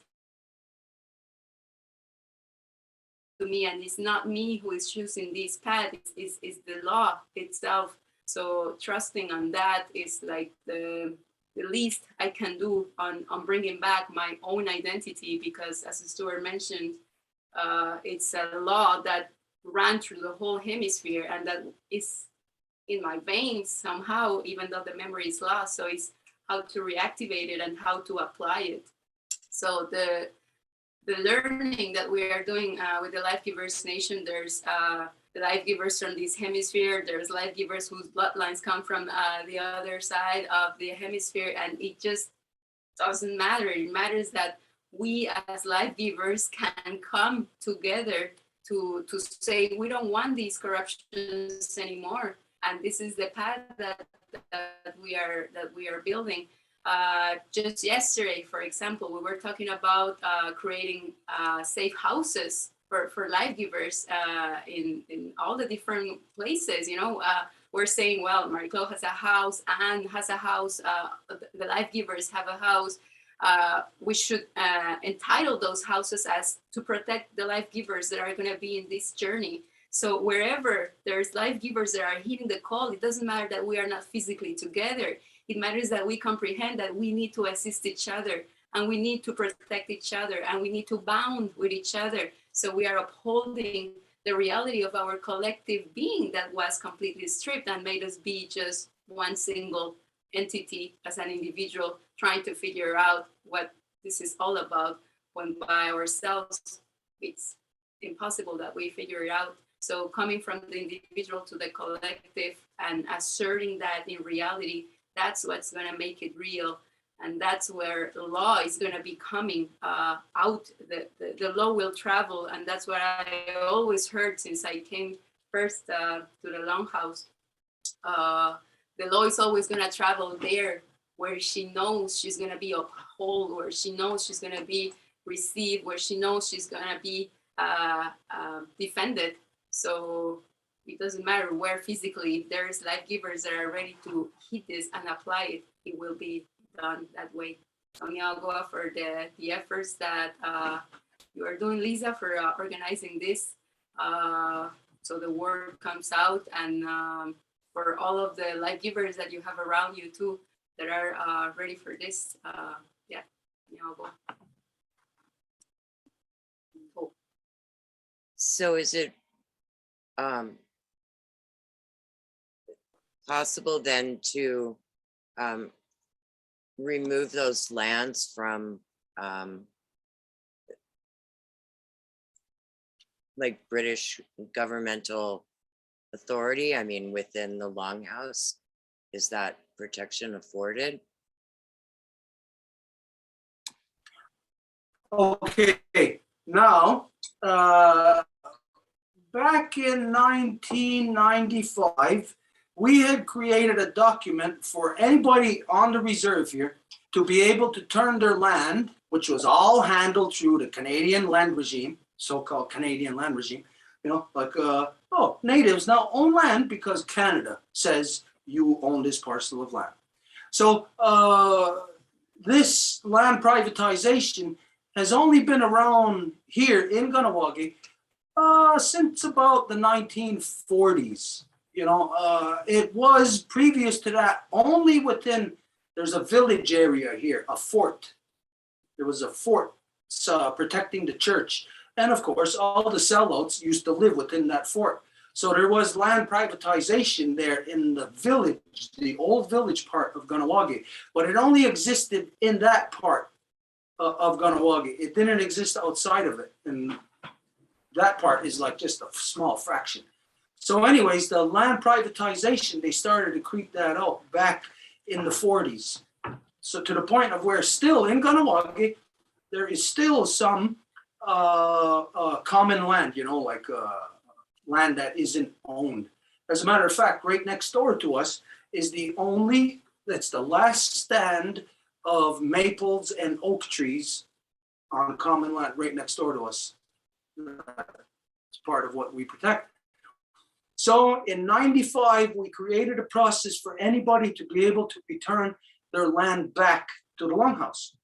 Now, there was one guy who did this. Of course, it was a problem because he married a girl who didn't want that. She wanted to be able to go get a loan from the bank, to be able to build her house, to be able to put her house up as collateral, to get mortgage, to get a loan. You know, she wanted to use her, basically, her relationship to the land wasn't any different than any white man's relationship to the land on the outside. So she caused the problem with this man who wanted to put the land back in the name of the Longhouse. But we have the document to be able to do this. So it's just a matter of doing it. I myself, our land here, this is not part of the so-called Canadian land regime. It's not under it. And as a result of it, Hydro-Quebec has said, now I was in a lawyer's office and the lawyer got on the phone with the president of Hydro-Quebec. And the president of Hydro-Quebec said to this lawyer, I heard it with my own ears, there will never be hydroelectricity on that property. So on our property here, Longhouse grounds, they said there will never be hydroelectricity because in order for them to put hydroelectricity on any land, it has to be within the Canadian, so-called Canadian land regime process, you know, all of that stuff. So, well, it's not here. We are living it. Now, anybody else? Nobody else is going to do that. So it's a matter of then just doing it. So in what you're talking about, yes, we need to have a non-native person who's outside, who owns land, who does that. Now, of course, it would have to be done in such a way, on such a public level, where it's not something that's done quietly. It would have to be done publicly to the point of where a politician would have to come out and say, no, you can't do that. You know, so that's what we want. Now, once we get there to the point of where they say, no, you can't do that, then we are engaged. But if we do it and nobody comes out and says, no, you can't do that, then let's say if it was you putting up your land for that, if there was no resistance to it and nobody saying yes or no, you wouldn't be settled in your mind that that issue was settled. And this is the thing about taking our power back. Any human, life giver, any human, we take our power back. If we're going to wait for a response from somebody for some kind of legitimization to our action, or somebody to even just challenge our action, if we're going to wait for that, then we ourselves are not believing our own selves. We have to just do it. We have to just take action on what we know has to be done to save our Mother Earth. So let's say, for instance, if it was you, I know you've spoken of this, if you wanted to turn your land back over to Native people, you can't just do that. You can't just say, okay, I'm turning my land back over to whoever's closest to you, because all of them are all under tribal or band systems. They're all a bunch of ass kissers kissing the white man's ass, accepting his laws. They're inflicting the white man's laws upon their own people in their own communities. So you can't actually get the natives to do that. So you have to be creative. This is where you utilize, again, no matter what, you utilize the UN's statement that they made of 2030. So based on this, you look at every corporation in the so-called United States right now has access to anybody's land. If you have resources on your land, it doesn't matter. You don't have to sell them a permit or anything. They have access to it because you only have access to, what is it, the top 6 inches of your land. And so any corporation can come and dig under and get the resources under your land. So you really can't protect your land. So if you use the UN's their UN statement of 2030 as to why you want to protect the land, and you identify that any lands within the so-called American land regime that is accessible to any corporation to destroy. I do this to protect the land and to comply with the United States, who is part of the United Nations, who to give state and so now comply with their state by protecting this land through this process of turning it back over to the original peoples. So this means that, let's say, if you were here, right next door to Kahnawake, well, you wouldn't just turn the land over to Kahnawake. You would have to turn the land over to the Kahnawake Traditional Council. Because in Kahnawake, there is the ass-kissing sellouts within the British imposed genocidal elective system who parade themselves around in a false identity of that they represent. They don't. So if you made the mistake of working with tribal or band system people, then you will not be protecting the land. If you work with tribal people or band system people, you are working with, you might as well be working with a white man, because they are bound by the same rules as the white man, but they don't have the freedoms that the white man has. They don't have the control over their own land that the white man has control over our lands. So working with a tribal person is worse than working with a white man. Working with a band system person here on the so-called Canadian side is worse than working with a white man. You'll actually be destroying your land. So it would have to be done in this way, giving it directly under the authority of the traditional body of that territory. So wherever you are, it would have to be that traditional body. But now, is there that traditional body in your territory? So if there ain't, then this is where you apply to the United Nations level of Native people. So the United Nations of Native people were the confederacies of which whatever nation is in your territory was a part of the grand councils of our confederacies. So you turn it over to the highest level, the Grand Council under the Great Law of Peace. So then it is Great Law of Peace that is managing that land. So this is, of course, it may look like it doesn't carry any weight, and you might be putting your land in a place where it might not be protected. You'll have to have people who are there, like-minded, on the ground, able to do what we are doing here. And so if this is not possible where you are, then you have to focus your energy where it can be done. And right now, I'll say the only place it can be done is here. Now, it's not to eliminate that it can't be done in your place. No, it can be done. Life can be brought back to any part of the body that wants to remain alive. We don't have to be a part of acquiescing to the certain death of democapitalism. No, we don't have to be. We can choose to stay alive. And so it is really then within how we identify. So our minds have to be really within a legal frame of mind, or frame of thinking, to be able to make that transition in law, where a person won't be able to say, well, there's too many holes in your document of land transfer. It's too not clear. It's too left to interpretation. So it would have to be a really concise land transfer documentation.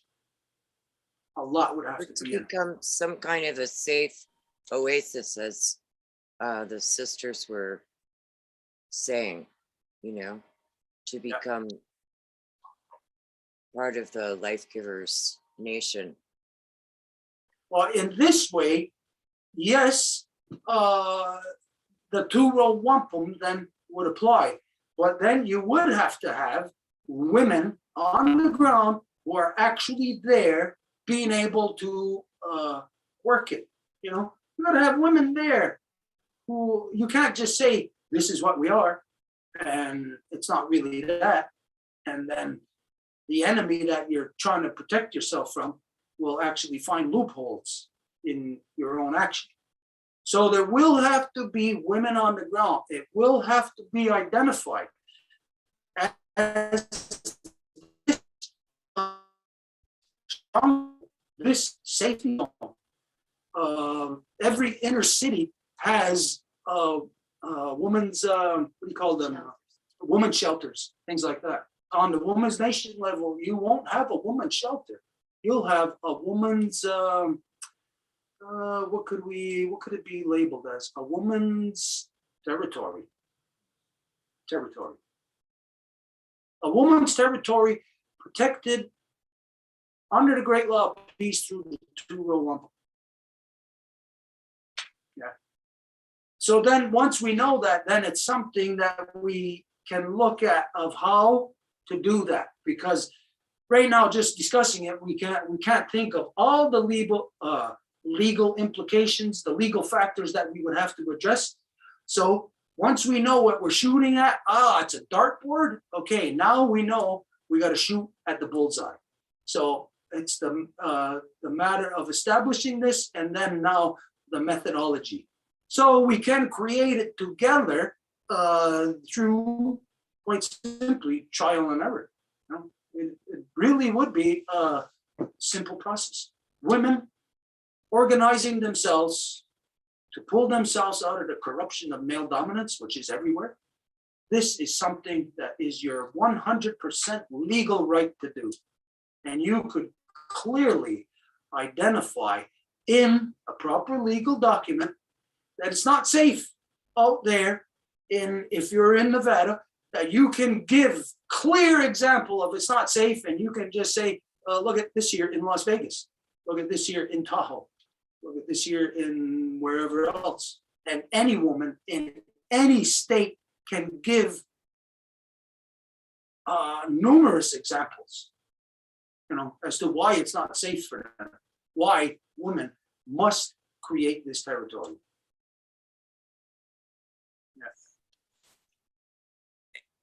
You recently, with the activities that were going on in Ottawa and with the truckers, you made a call for people, non-natives, to gather in the center of the country and to be circled. And again, it's how do you see possibly, I know, you know, perhaps it's, you know, I mean, with the last reading of the Great Law coming, but it truly is where people are wanting to return to the Great Law of Peace or find an alternative that, you know, this looks like my YouTube is, hold on, making sound here. No. Hold on. Turn that off.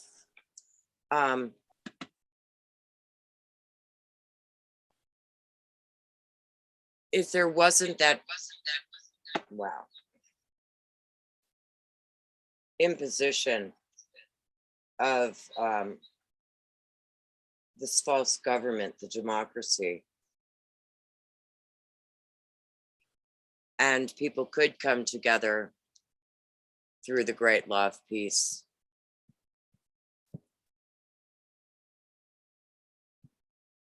how would that unfold? Are we still together here?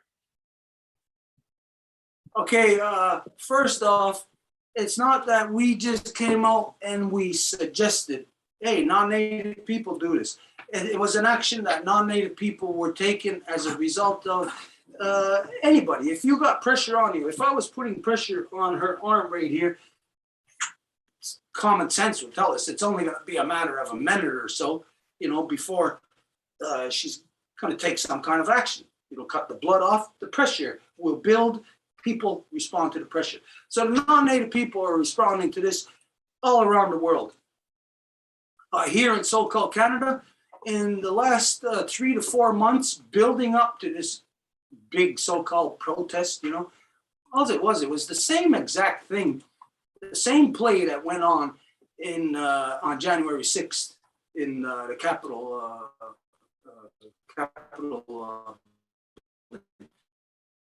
It's a staged thing. None of it was real.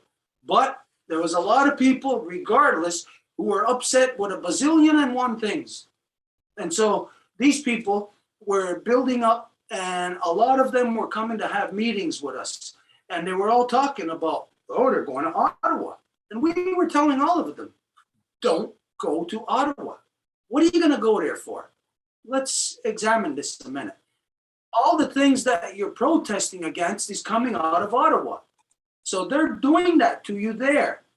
So let's see, that basically is the slave driver for the whole country. So why would you go right to where the slave driver is when you're going to talk about your freedoms? Well, no, they were just going there to protest? No, it was staged. We told all of them. Even that point, you know, the guy on the state side who they called the shaman, he had these big horns and that, you know, there was a guy here just like that. And in one of the meetings, I told them, I says, yous are falling into the same thing. I says, look at even that guy, even is dressed exactly like that shaman in the States. And all they did was laugh. They're players playing a role. That's all they were. And this is to mislead a lot of other people who have legitimate gripes, legitimate things that they want to say, but you're going to the middle, you're going to where the source of the oppression is. So there, you know, you're going to get oppression. Anyways, we warn people not to do it. So take up this. They were talking about too much oppression. And by going there, they didn't listen. And they end up getting more oppression. So they should have listened. It just goes to show that they should have listened to what we told them in the first place. So what we did tell them is don't waste your time going there. If you're going to do that, don't go there. Go to the middle of the country, because no cops are going to go there and say, hey, you got to only stay on the sidewalks. You can't block downtown traffic. No, in the middle of the country, there ain't going to be nobody there. So the only thing what you're going to have then is you're going to have the system that's trying to control you very scared, because then the people will be talking serious stuff. They'll really be talking empowerment, personal empowerment of them, and a personal empowerment of each individual can then bring their individual power to a collective. The so-called system has stolen your power. That's democracy. Democracy is the lie, and anybody who buys into it is just plain old stupid. So you gotta do the opposite of democracy. You gotta take your power. You gotta exercise it. You can't do that in the city. Impossible, because the city is governed by all those laws that you're trying to break out of. So the people have to go to the middle of the country, have political convention. Now, what does that look like for the non-native people? I don't know. I don't think the non-native people could actually organize themselves. I know they can't. I know they will not be able to start even the conversation to talk about that political level, about how are all of us, all these different non-native minds, going to arrive at any political conclusion. I know that the non-native people do not have that ability. So we identified that if the non-native people go there to the middle of the country, just for this, it's kind of like a soul searching. Come together, soul search. We got to discuss all of this, yeah? Well, what is it? They got to discuss. They don't know. They're just going there to throw all their ideas together. We said that the native people will surround them. We'll be the hard shell. And that at any time, they can come from the center where they're at to the hard shell to ask for direction. We will not go with you into the center of it. We will give direction. Now, this is the only hope that the non-native people have, and we suggest that this happens also on the state side. In any country on earth where there is non-native people, which is everywhere, we suggest that this is what the non-native people do. Go to the center of your country to have political convention. Now here in so-called United States, so-called Canada, you can have the luxury of having the guidance of the native people, but anywhere else, you're not gonna have that luxury. So you're gonna have to just basically wing it. Non-native people, just come together, try to talk outside of your phony political representations. Come to your common sense and realize that you don't have power or representation under democracy. All you have is what they tell you, and what they tell you is becoming more and more restrictive. So you can see you're being canceled out. So you got to take action before you're canceled out. That's the bottom line here. You're being waged war upon. Humanity is being killed by democracy. So just because you live in a so-called democratic country, don't believe for 1 minute that that democracy is human friendly, because it's not. Democracy kills humans. That's what democracy has done ever since its conception. That's what it does. Right? Look at the last people that were screaming out for democracy, which they said were screaming out for democracy. Remember the Arab Spring? They said that the people in Syria were crying for democracy. No, they weren't. They were crying for freedom, not democracy. Democracy is not freedom. Look at what happens when democracy steps in. What happened? Bombed their country, kills all the people, creates refugees, disrupts the mothers of that country that wanted freedom. That's what democracy does. So you got to take action before you can see where this train wreck is headed. You know where it's headed. You see it, it's eliminating freedom all around the world. Just because you think you're in the epicenter of so-called democracy, United States, look at all the freedoms that you already don't have.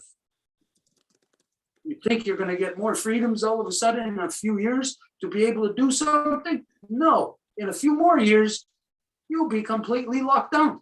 You won't be able to lift a finger. So action has to be taken now in every country. And again, we'll emphasize, you only have 6 moons. Now, anybody, you don't have to listen to that. Nobody has to believe that. But if a person really wanted to, we could get into the meat and potatoes of the science of it, and anybody will be able to conclude you only got six moons left. So, yeah, with that thing in Ottawa, we propose that that happens. There is people right now that are working on it. And now how will this work out this year, given the fact that we have law recital coming in the 9th moon? Well, if the non-native people don't do this in time, I don't care. Myself, it ain't gonna mean nothing to me. We have our process. We're doing our process. So if the non-native people don't organize themselves fast enough to be able to receive the help and the guidance of the native people before the 9th moon, then they're just gonna be completely shit out of luck.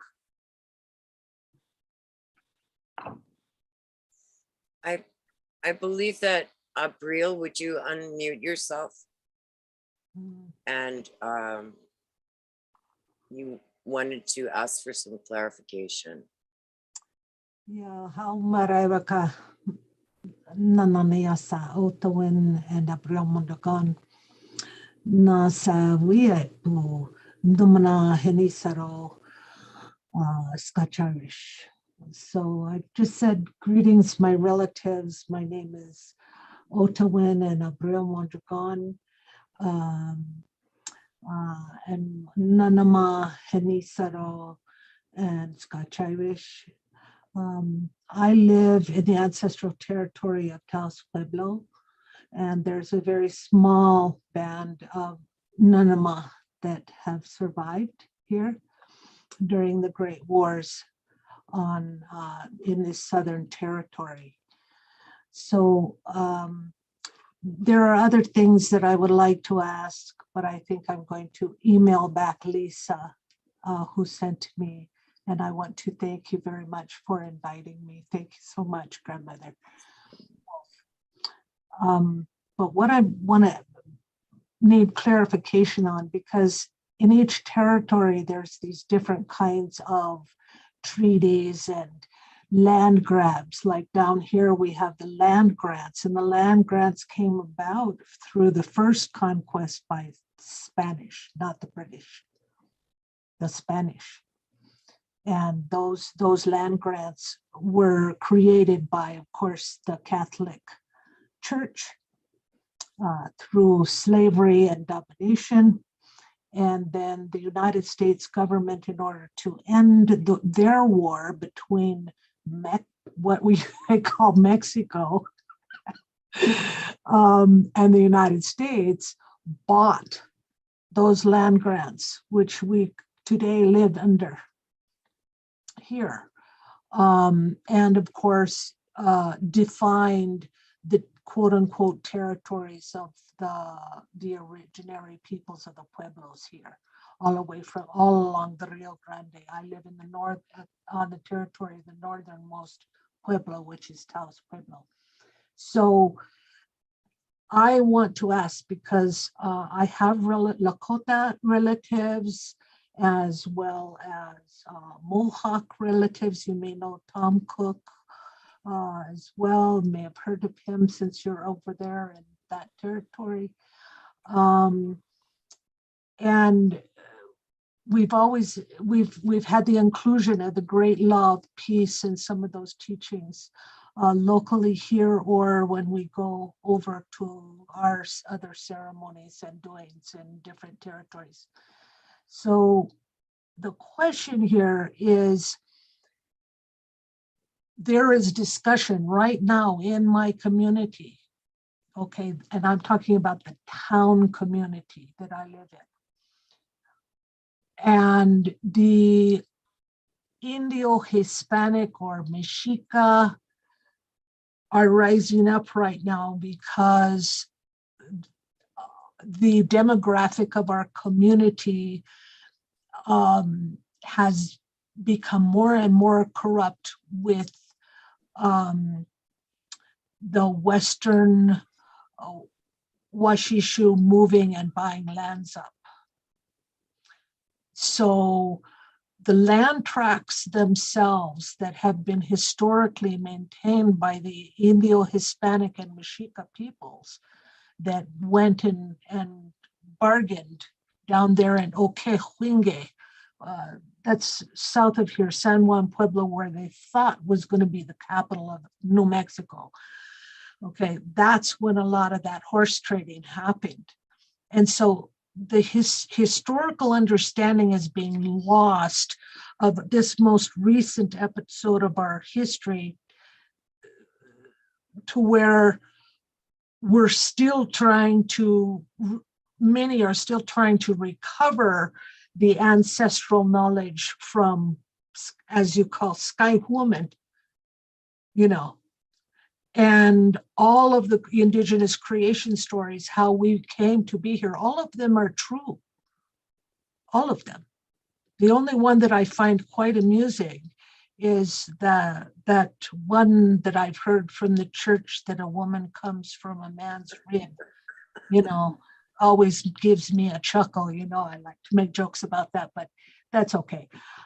Back to this land back, because we know that we cannot live without our mother.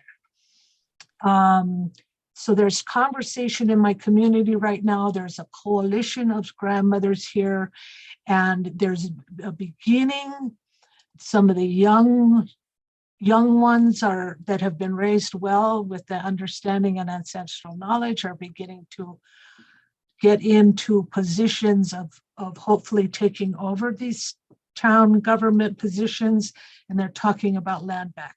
And how does that look like? So does the great law of peace, this, what are you proposing, that the great law of peace, the Haudenosaunee great law of peace, can these lands can come under that law for returning the lands to the people and the women and the governance of our mothers, because I agree that it must happen. So thank you for me taking so much of your time and for hearing my question. That is the principle. That is the principle. That the Great peace to you. Hmm.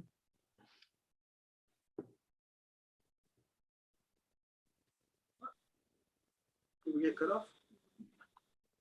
Yes, we only heard Skanagoa.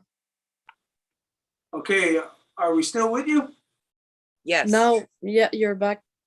Okay, because we heard somebody talking. All right, yeah, I was just saying Skanagoa to you in return. Great peace to you. Okay, basically not under the Haudenosaunee, no way. We promote that even if the nation has disappeared, that territory is that nation's, and that it is protected for that nation. And so that it would be that nation's council, traditional council fire, that would protect it. Now, we're the Haudenosaunee, or Haudenosaunee is the Onondaga term for the Five Nations Longhouse Confederacy. Gahaga term for it is the Ganasumwe Unwe.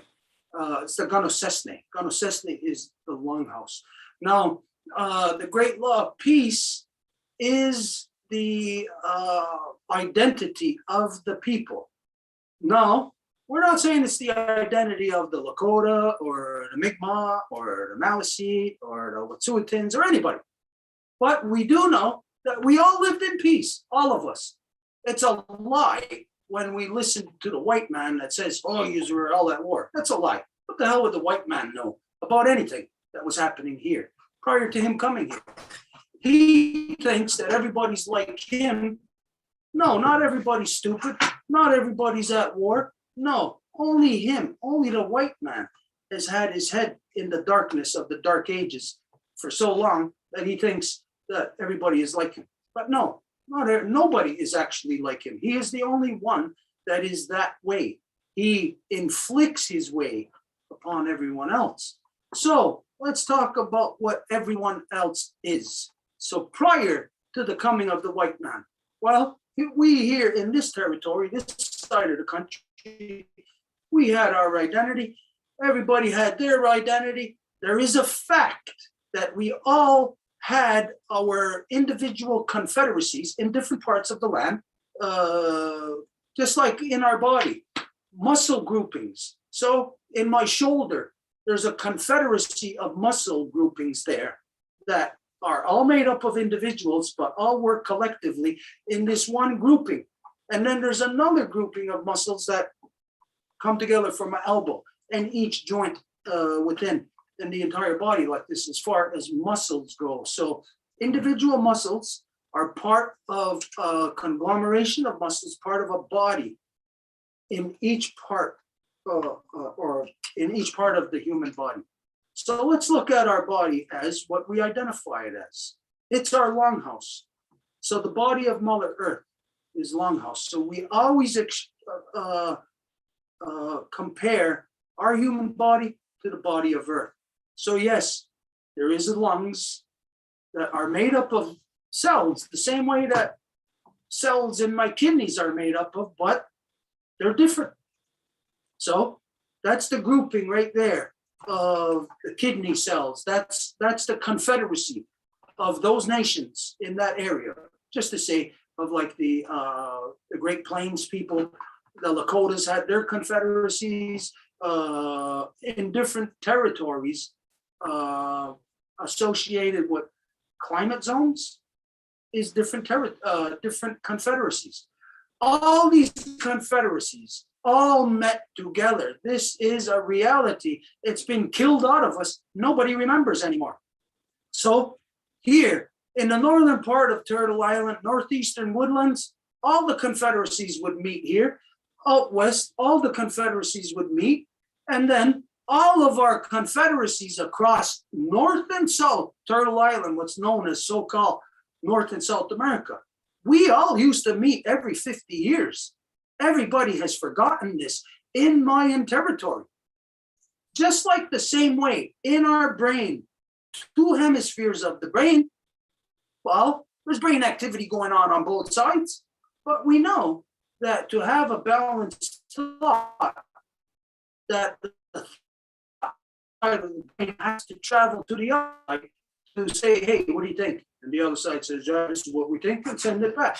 The fact is it gets sent back and forth to a very small isthmus in between the two hemispheres of the brain. And this is the reality of where the Mayan people are. Now, that very small isthmus in the brain has to take an image or the neurons, the thought, the message from one side of the brain, and it has to invert it to cross it over to the other side for the other side to understand.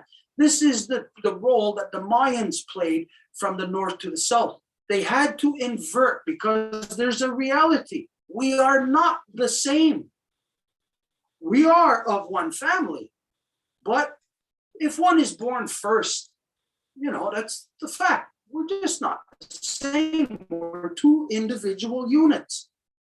So the fact is, in all things we know, the first step is first life giver, female.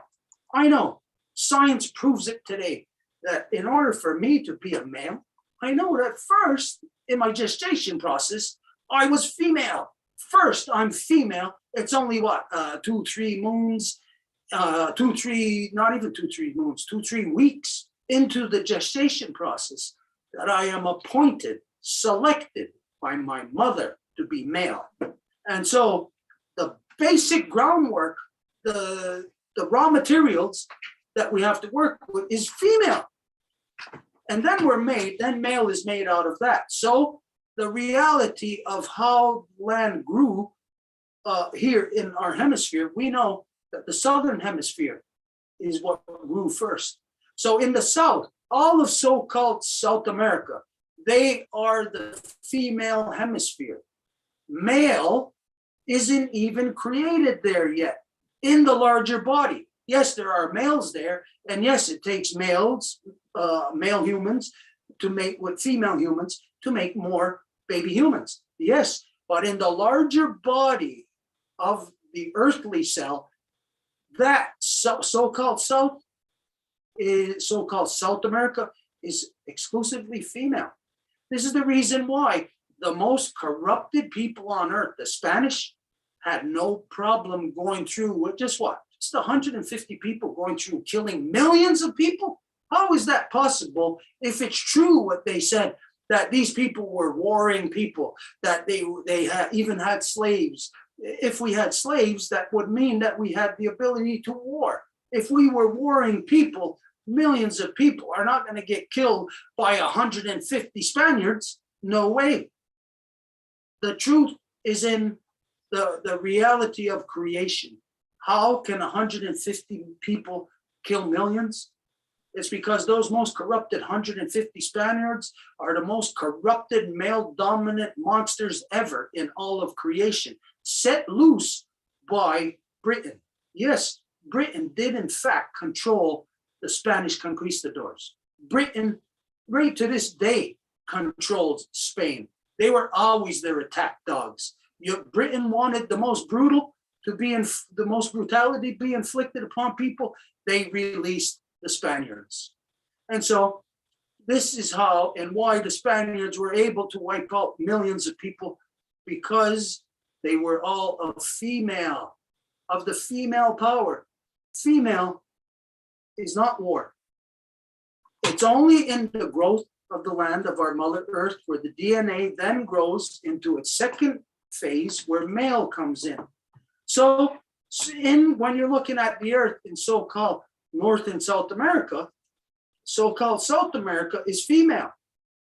North America is male. But in each one, as you know, there is male and female. So there is male and female polarity in the South, but overall, it is female polarity. Now here, in the male polarity in the Northern Hemisphere, there is female and male in it. The West is the male. The East is the female. And of course, both sides have female and male within it in order for us to procreate, of course. But those females take on, in the male side, take on a male identity. And this is true, as you can see, with the Europeans. There's females there, but they've taken on a male identity. So, but the thing is that with the Europeans, they're just not balanced. It's an imbalance of male dominance. This is where the females who are of the male identity become dominated. They become out of balance. They're no longer females, actually.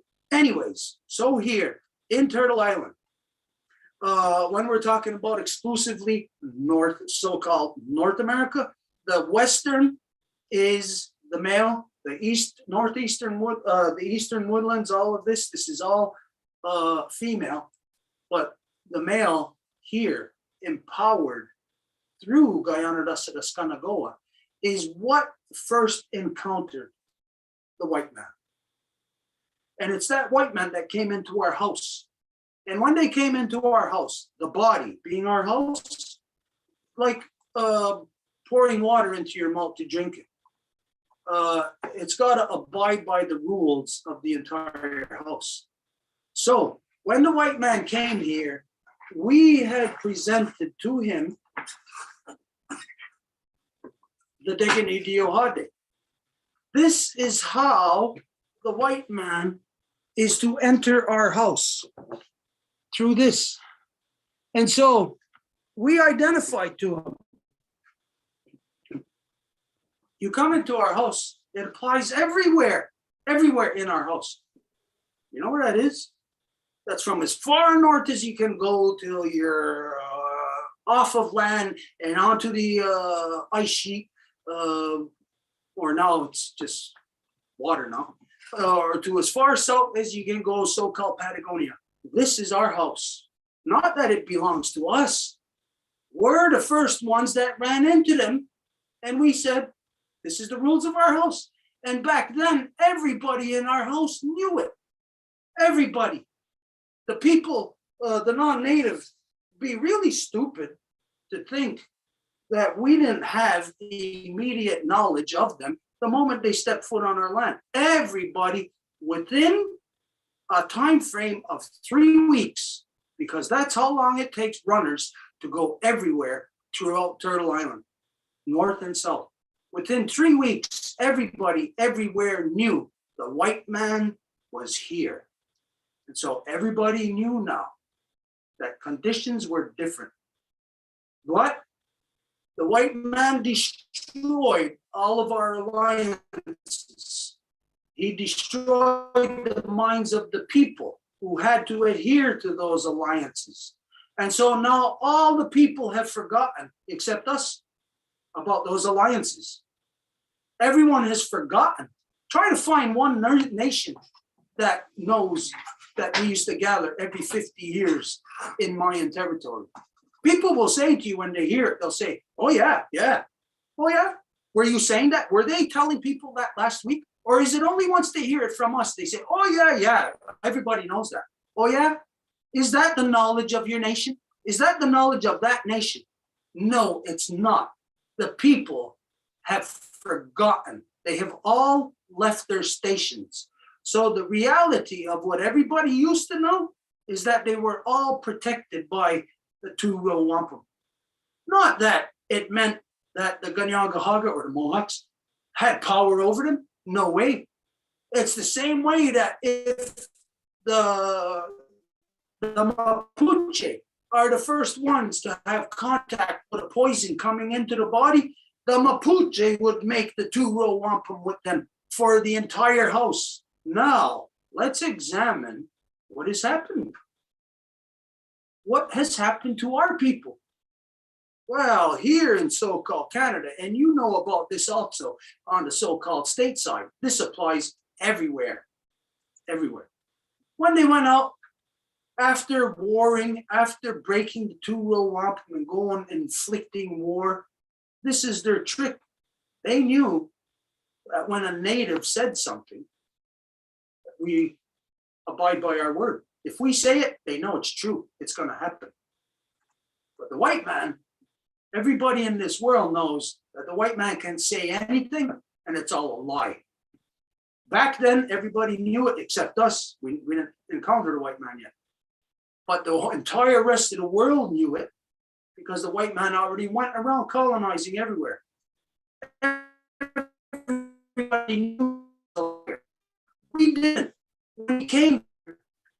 Our ornithordos, our wampums are made with two colors, purple and white. Purple represents the male. The white represents the female. Purple also represents the power of the right to raise the weapons of war in defense if need be. White represents peace, power, righteousness, all of the good stuff, all of that. So when we seen the white man, we thought here was a man that just tells the truth. Well, you know, we didn't know. Now we know. There's a man that never tells the truth. No matter, even if he wants to, he can't tell the truth. It's impossible for him. He does not have the truth to tell the truth. He's been living a lie for so long. He himself is the living lie. So there's no truth in it. So when he went around without truth, he knew that he was breaking the two-row wampum when he went to that nation and he made Treaty 1 with them. Because Treaty 1, Treaty 2, Treaty 10, you know what they are? They're not treaties. No way. They're business arrangements. You look at all the so-called treaties on the state side also that everybody is applying to. Think of this. They're all applying to something of the white man. What's Treaty 1? Did natives come up with Treaty 1? No. Why do you think it's called Treaty 1? Because the white man made that first treaty with the natives that he come upon in our house. He got through the front door. We told him this is the law of the house. He went into the living room, got them all in disarray, and he spoke with the kids in that room. And he got them to make Treaty 1, the Treaty 10, the Treaty this, the Treaty that. And all of them now, today, everybody in every native community is applying to, they're subscribing to a treaty that is not theirs. It's a white man's treaty. The white man came up with it. Wait a minute. Let's see. The white man is the corruption that came into this land to destroy it, to kill all of us. Who in their right mind is gonna access or try to call upon a so-called whatever that a white man came up with? You'd have to be stark raving mad to apply to that. So what kind of native is a native when he's calling up, or he or she is calling upon a so-called treaty that isn't a treaty, that's quite simply a business arrangement. It is the way to have those natives acquiesce, to give up their responsibility to be the caretakers of the land. They gave it up through those treaties because they get this amount of money, they get that amount of money, this amount of money for this and this and that. It's not talking about the rules, no way. So every so-called native nation that has some kind of treaty that they're claiming right now, this is the thing that is actually killing that nation. Because there is only one treaty. That is the two-row wampum.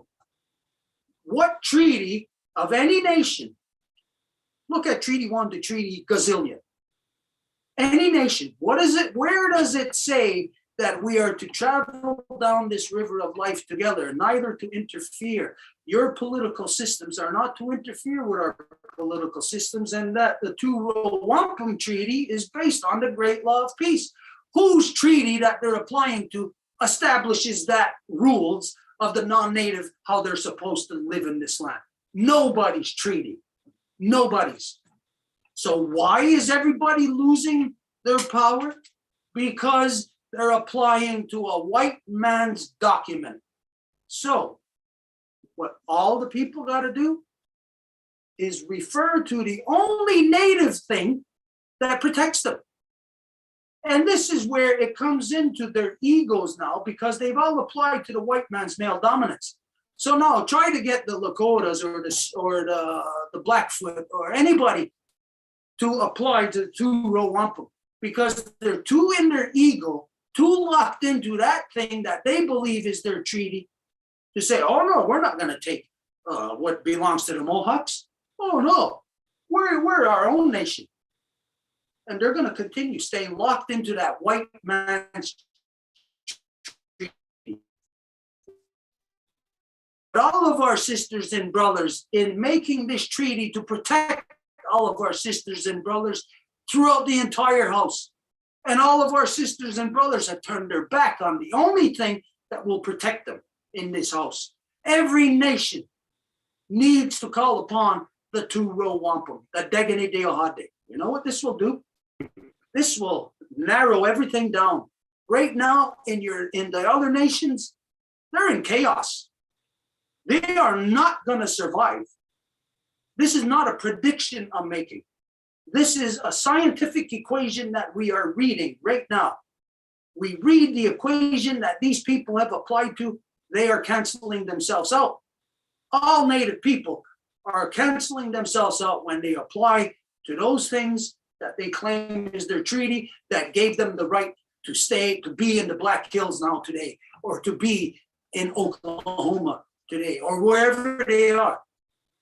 When they're all mixed up, they've all been moved, and they're applying to the white man's treaty that gives them the right to be in somebody else's territory. It's not proper. It is not right. As long as all nations stay continuing adhering to that male dominance, adhering to that white man's document, you're going to watch. Each of these nations are in fact going to die. You're going to watch it. You're watching it right now. I mean, you go to any reserve out west in the Western United States, I don't care, to go from border to border and go on any reserve, and you'll see the decay. You'll see cancer at work, decaying away. You'll almost see it putrefying, it dripping from the people. They're putrefied. They're putrefaction. They're dying. The mind is dying because they're all stuck in something that is never going to give them life, but they stay stuck on it. So all Native nations, I don't care where they are, and this is what we're identifying to our sisters and brothers in the South, so-called South America. They have to apply to the two-row wampum. Tell me, Native people, who would you rather stand with in your defense? Would you rather stand with other natives, or would you rather stand in the white man's document to defend yourself? This is the utter stupidity of our people. And so our people, if we are going to rise, we are going to rise under the authority of the mothers, because I'll say this right now, that all of our nations have become male dominant, and they now believe and they tell you that they have always passed on their hereditary titles from male to male to male. You would have to be a complete idiot to believe that. When we all know here in Turtle Island, we are all scientists. We all know the truth. We all know that we're born of mother. Who would be stupid enough to believe that the male is the power? This is the utter stupidity of how our people have changed now. They have bought in to the white man's nonsense. And so the reality is we're just going to have to accept it. That there's a lot of our people who have chosen to lay down and die peacefully. And they have died. We cannot revive them once they are dead. And the fact is my father told me, when you see the dead, do not touch them, because you can catch their disease. Don't touch the dead. Do not allow them to touch you. So we must stay within the truth. So anyone, anywhere, prove it. Show us that Treaty 1, Treaty 10, this treaty, that treaty, any treaty that anybody is a part of that they claim. Show me how it is a native document, how it is our origins within our identity, our nations. Show me where it says that the non-native people must stay separate from us, that they are never to touch us. Show me any treaty that says that. It's not there. It's only in the people who say these things, as long as the grass grows, as long as the rivers flow, as long as the moon shines, sun shines. Where do you think they got this from? Who came up with this? Is the white man that came up with this? No way. White man can't come up with things of reality. It's impossible. He's not of reality. These things come from us. And we did it on behalf of all of our sisters and brothers in our house. Doesn't matter if they're in the basement, if they're in the attic, if they're sitting out on the sun porch, or if they're playing in the backyard. Doesn't matter. They're under the protection of the Degani Diuhade. Anybody who doesn't take it, they're going to be dead. In fact, they're already dead. Most of them, I think you can see the exemplification of that in the current nonsense that they're all engaged in. What is everyone engaged in? They're doing exactly what the white man tells them to do in all of their policies that the white man is sending down the pipe to them. So are any of them actually engaged in healing our Mother Earth?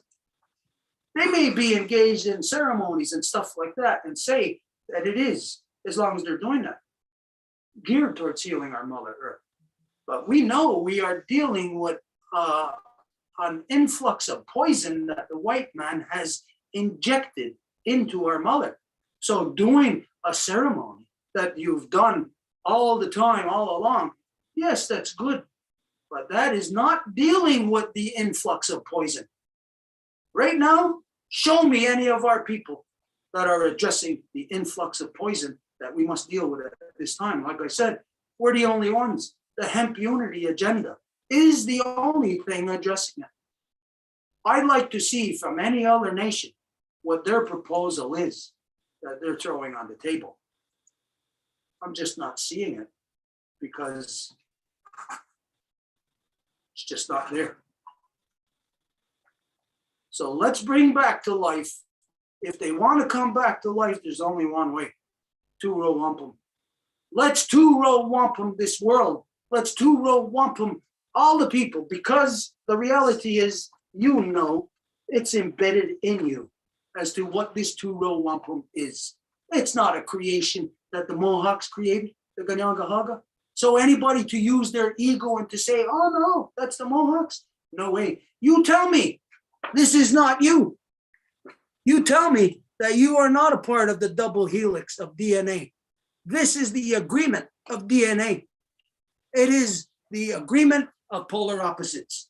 It's how polar opposites are able to come to an interface together, to conclude, and to have resolve on absolutely any issue. The only problem is like we said, the people that we made it with, the white man, forget about him. I say the white man does not even exist. I say he only exists at the time of the end of the great cycle. I say this, like the blood cells, we are all flowing through the body. And if we are a guy, or no matter what, even a woman, the blood does not coagulate in you. The blood leaves your body, but it does not coagulate. Not within you, anywhere. So coagulation within regular, plain old everyday life, no such thing as coagulation. You get a cut, all of a sudden, the existence of those blood cells changes. Now, those blood cells are coagulating because there's a trauma there. I say that the white man is not a real being. He does not exist in normal times of creation.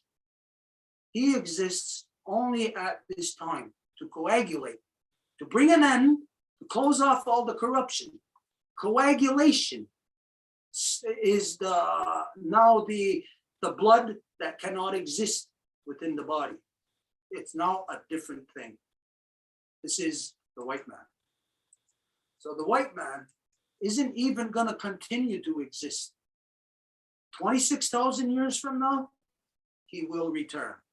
And we will see what looks like his same corruption again. But to see it, you'll have to be able to see the role and understand the role that helium plays on our Mother Earth. People will have to understand this. The perceptions are not long enough to be able to deal with reality. We have allowed the white man's corruptions to be the thing that molds the minds of our children now. And so now our children are only alive for 60, 70 years, believing the same stupid God stuff that he does, that, oh, when you're dead, that's it. And so everybody tries to then do everything that they can in the 60, 70 years. And that means corruption. They don't care. If you're only alive for 60, 70 years, this is the reason why the white man can rape his own mother, because he's not a continuum. He does not understand that he is paying, he is going to pay the ultimate price for all his corruptions. It's not going to happen the way that the white man thinks. It's going to happen the way that we say. And only we who keep that long, continuous perception. I am still at war. It's not a war that I started. I'm still at war in defense against the white darkness that has come here, because that is still killing and raping my people. Now, any of our people who are not still at war with the corruption of that white man, they are the white man. They are the problem to our people. They are the problem to our Mother Earth, because these are the kiss-ass sellouts in each of our territories who are signing documents. Oh yeah, okay, we'll make this agreement with this state to bring in nuclear power. We'll make this agreement with this state to dig up uranium. They're all making agreements because they're all a bunch of ass-kissing sellouts. They're all under the white man's tribal system. Those people are not my people. They are not. And if they are in the territories of my ancestral, the confederacies of my ancestors that I am bound to, then I will say to them outright that those people, they got no business right now in those territories. That would mean I will have the right to protect those territories on behalf of those people that have disappeared until they return. I will keep their place safe until they get home, until they return again. But until then, I am not gonna allow any white man, any non-native person, I am not gonna allow any of our people whose minds have succumbed to the white man's thinking, I am not gonna allow any of them, not a single one, to get away with the corruptions they're getting away with. What am I gonna do? I'm gonna tell the truth like the way I'm telling it to you here. And I'm gonna say it on every public level, right to their faces, say it to them all the time. And this is the only way that our young ones are gonna see the truth. Somebody has to stand up within us and bring back our alliance. Stop being allied to the white man's documents that he calls treaties, which binds you in and locks you into not being able to do a damn thing. I'm not bound by it. Look what we can do. My mother has given me this power, same way that everybody's mother has given them the same power. There must be something different happening between us. There must be. So this got to tell you that somebody else's beliefs, maybe it's just not true. Because if it was true what they were telling you, then they would already be collectively beyond where we are at, what we're doing right now. They would already have their confederacies back up and running. They would already be doing it, but they're not. So here we are. So it comes down to, you know what? Women, the life givers, have to make a choice, even within our nations. You got to make a choice. Are you going to continue to stay connected and to give even the slightest bit of those tribal issues that are destroying our people? You know how our people grant them the power? Just by tapping into a school program. Just by riding the bus, you're giving them that power. So, you wanted the truth. The truth is, well, we're complaining about the great darkness of the white man. Well, the truth is, we got to be what we were before that darkness got here. Be autonomous. Be within your own power. I'm not saying we are completely within it, but hey, we're struggling for it. We're at least out there telling the people this truth. How many other people are telling the people this truth? They're all acquiescing. They don't want to get themselves in danger and threaten the grant that they're getting from this or this government program. They don't want to endanger that. We get nothing. We don't ask for, we don't apply to, we don't get nothing. No programs, no kind of money from the so-called government. Right now, you may have heard that they, in so-called Canada, they've got this program for the so-called native day schools that I could get, if I apply for it, up to $150,000 for the being dragged through that meat grinder, not the residential school, but the day school. And I got enough stories from that to be able to tap into that $150,000. Now you tell me, any other guy, if they had that offer right in front of them, would they turn it down? Or are they all going for it? Even my own brothers are going for it. I'm telling people, do not go for that. Do not apply for it. If you do, you lay down and you die. You cannot ever, after that, claim that you are on the fighting side. No way. You'll just be a liar on the lying side. So, example needs to be shown here. I'm not saying I'm the example, but well, I'm not applying to all these things that everybody else is. So maybe if somebody's got to be an example to not apply to it, I can show you the examples of where even like something like with my father when he died. I'm sure you don't know the story about this, but there's a crazy story to it. I had to fight. Edith fought with me. And we said, shove it up your you know what to all your laws. Because when my father died, we brought him to the hospital outside of Kahnawake, outside the reserve, to be declared dead. And they wanted to keep him in the hospital. I said, no way. When we die, we have to be buried before sunset. That is the way.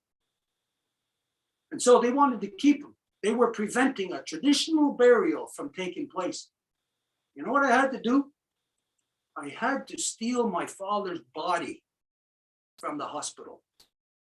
They told me, the head of the hospital came out to where the ambulance comes into the hospital, you know, came out and told me that they're going to call the cops on me. But she was empathetic to me, sympathetic to me. And she wanted me to be able to do it, but her hands were tied. She had to call the cops. I told her when it came time, I says, okay, you go inside now to save her. Because as the hospital administrator, if she would have been viewed in any way as helping me, she would have lost her job. She would have been finished for life because she would have been viewed as helping the native people. They would have made an example out of her. So as soon as she went in the hospital, Go eat it, go get the car. Eat it had to park about 150 feet away off of hospital grounds on the highway. I had to grab my father's body, carry my father's dead body, run with him away from the hospital because cops were coming. Put him in the car, in the back seat, and drive back to Kahnawake and bury him ourselves that day. So if example has to be there, I know I have done the things my mother had said is law that I must do. I challenge anybody in this world, in any arena, to just on any level to say that I have it and to prove it. I do not care. I would stand in any court in front of anybody. I have stood for law. I have applied it, even in the most, I don't know if you'd say maybe the most sensitive times, you know, your parent dies, your father dies. And my father, I spent every day of my life with him. Every day of my life. There was very few instances that I was not with my father. And everybody knows that. And so I done my father right. I am not gonna allow the person who brought me into the world, wiped my ass, fed me, changed me. I am not gonna allow them to succumb to white man's law. No goddamn way. White man is nothing to me, nothing. I do not pay any attention to him. And even in as far as criminal law goes, there's people right here, right now, who knows I do not give a good goddamn about the warrants that he puts out for my arrest. He calls me into court and I put a document there saying I am not going to comply with your genocide. This is what I do. And so we have done this on every level. So example must be there. Start creating your men to be the example in each nation. Okay, I'll leave it at that.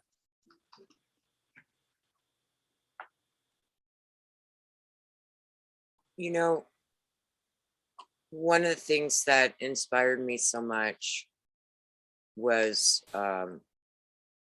coming on the teachings of Musa, Meredith Quinn, the last grandson of the last great matriarch of the Dakota Empire.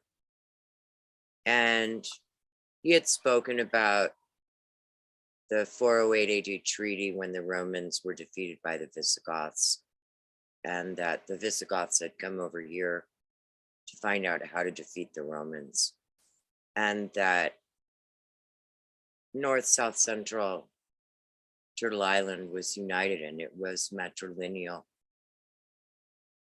And so I, when I found this out and began, it was during Standing Rock, and this brother, Eagle Eye Man that adopted Nehewak,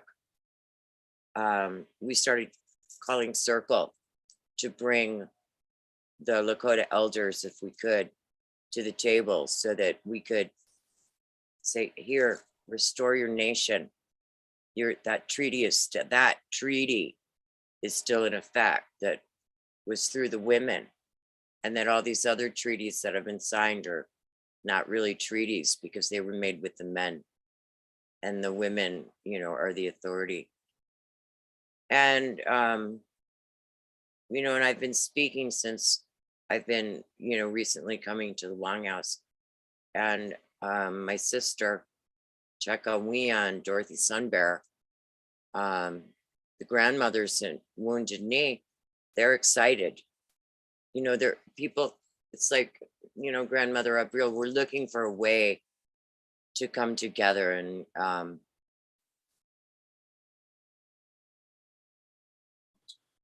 have to abide by the true law of this land under, under Great Spirit, under Sky Woman, in alliance, And like you say, I hear from so many people. No, I heard from Chief Arval himself and Paula. No, we've always been patriarchal. I said, you can claim the White Buffalo Calf woman. She came back the buffaloes were born, that's enough proof. So that's, I came to you, and Well, to the there is a lot of confusion. This is the fact. This is what, when we look prior in the non-native history, prior to them coming here, we look at their wars, what they do in warring upon each other. These are men who go and kill, but the equal part of their action of killing other men is accompanied by raping. Has always been historically the conduct of the white Europeans, the non-native people. It's their way. And when I say non-native, it's everybody from around the world that is not from Turtle Island. The rest of the non-native world, they're all male dominant. They have raped their mothers. It's insanity. Now, when you have a conduct like this of people who think that this is what you do, that it's okay to do that when you're fighting amongst guys, if they think it's okay to rape the women of the guys that you're killing, then of course, that just shows you how insane those people are. So when we know a fact of creation, that how evolution works, we know how DNA works, that if two people came together today, they had sex today, what's going to be put in that baby is all the accumulated whatever that they have accumulated, and it's going to be put in that baby. So if today, let's say there was no illness, okay, no illness in that baby, tomorrow they may develop an illness, but it's not passed on to that baby, it's passed on through DNA. So if there is an illness, it's passed on. Now the illness of the white man, which is an insane mind, it's a corrupted mind. When they have babies, this is what they pass on. Now, when you think of this, World War II, everybody says all the babies after that, all the people after that, the generation, they call them baby boomers. Baby boomers. Why call them baby boomers? Why? That's not the first war that the white man has had, that they know they've raped all the women over there. So there's going to be a whole bunch of kids being born on that side from those women who hate these men for raping them. And so those children are going to grow up hating these men. They lock themselves into a perpetual state of war because their minds are insane. And so when insane people have children, they pass on that illness. They pass on insanity. And so this is what the white man has done when they came here to the native women. This is how they've locked confusion into our people, because there is so many offspring of white people in the minds of our people. And that means you had balanced minds from the women, but the white men who raped those women put in the insane minds of them. And so you have confusion. That's the end result, confusion. And so you're going to see in every nation confusion. You have to look for, in each nation, there is a bloodline. There is still the original bloodline that is adhering to its own version of Haudenosaunee, great law of peace. This is to mean that within the body, even though the body may be dying, all the internal organs breaking down, there is still life in each organ. It can be revitalized, but most of the cells are dead in those organs. You have to find the main line. It still exists. It's still there, but it's the hardest thing to find. And when you do, most people are not going to like it, because it's going to be the hardened thing that ain't going to put up with your shit, that ain't going to take the lies, that's going to slap you in the face when you deserve it, that's going to tell you to shut up and sit down when you deserve it, that's going to take control. And that's what people aren't gonna like. But who the hell cares what people like and don't like? What we're dealing with is truth. And if truth is gonna survive, it's gotta be strong through all of this bullshit, through all of these lies, through all of this corruption. And so in each nation, you're gonna find them. It's hard to find them. They're hiding. And they're probably most likely almost dead.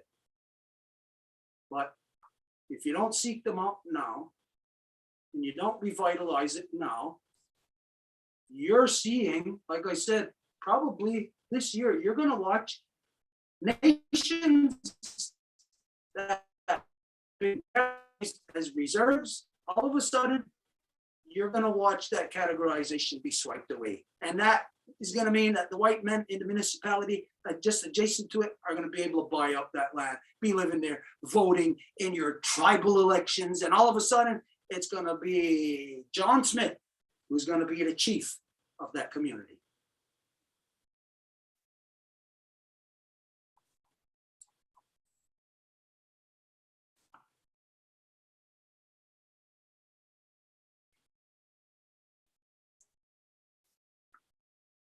Are we still here? Sisters? Yes, we're here. Abril, Angel, Edith, Marie Claude.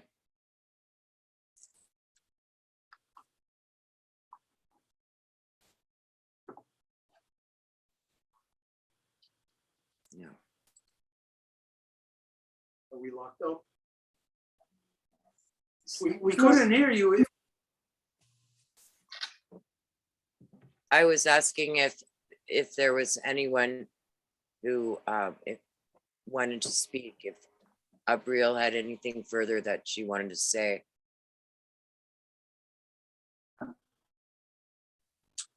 I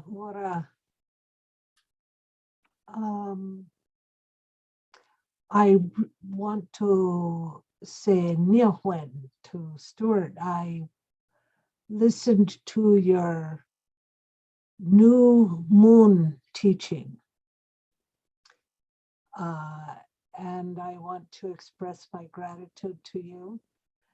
And I'll write you because the very old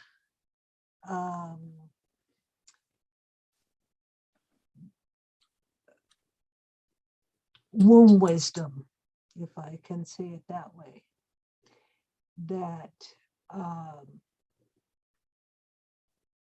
used to be shared before birth.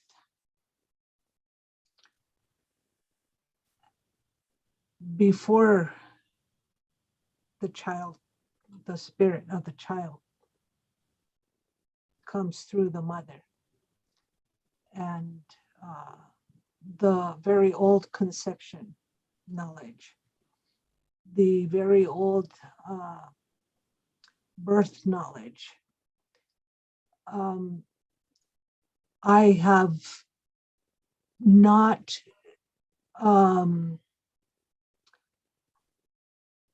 heard the knowledge shared in women's circles for the majority of my life. And so this creation knowledge that you spoke of there,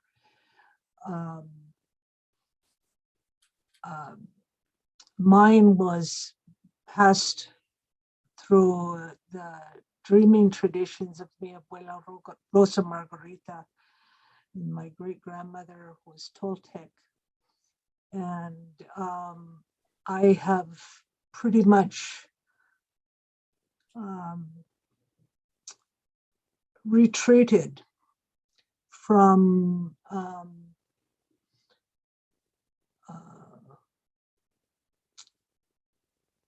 even from women's circles at this point, because the depth of the understanding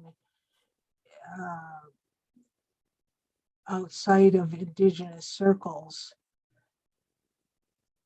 isn't there in the irregular American population who are spiritually starving. And this is why there's all this marketing now. We could get exhausted by the marketing of, you know, whatever teaching or path or whatever it is out there that's being marketed today. And the only way for this knowledge to continue on is through the women who continue to live the knowledge. It must be lived. It can't be learned from a book or a webinar, or and the deep listening. There's a word, the grandmother Miriam, she's Aboriginal in Australia, it's called Dadiri. And that is the pathway. We can't really have these very deep, meaningful dialogues unless there's deep listening, the capacity to deeply listen. And that is part of what happens when people are traumatized. We cannot listen. That umbilical cord of our own individual and collective spiritual sovereignty, the umbilical cord, true sovereignty is between, there's nothing between ourselves and creation. We are that umbilical cord. And so my journey in life is an interesting one because it was always about the egg of creation. And so I very much appreciated how you shared that knowledge, because I understood absolutely everything that you were saying. I just use a little bit different terms. I talk in regard to the electromagnetic, the not so much of masculine, feminine, but it's actually energy, conscious, alive, living energy. And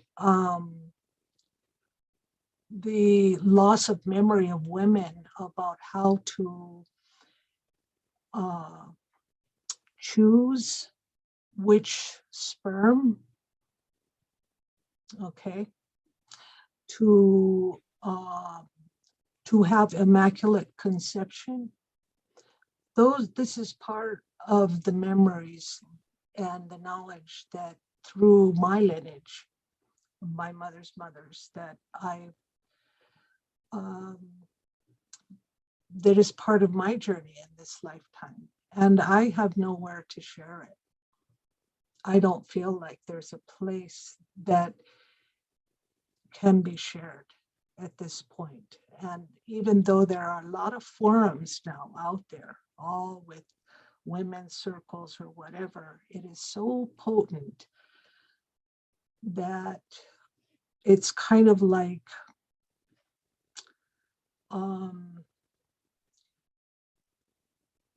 maybe some of the things that you were sharing about the trauma that came with the confusion, the illness of separation, the illness of that was brought here from colonization, and the introduction of a belief that violence is natural. I have never let a baby that comes from creation where, and I've heard so many spiritual leaders say, I mean, I've listened to them absolutely stand there and say, on some level, spiritually, we chose to experience this.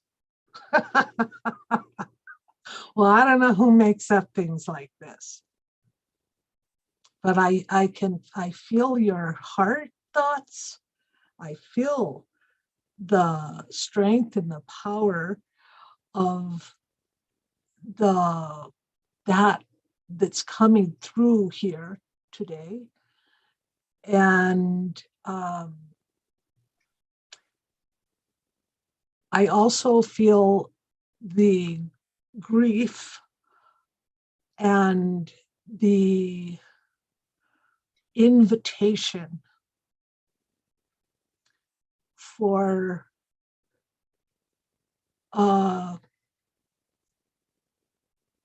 the balance of the masculine and feminine, the electromagnetic energy and a live living consciousness, you know.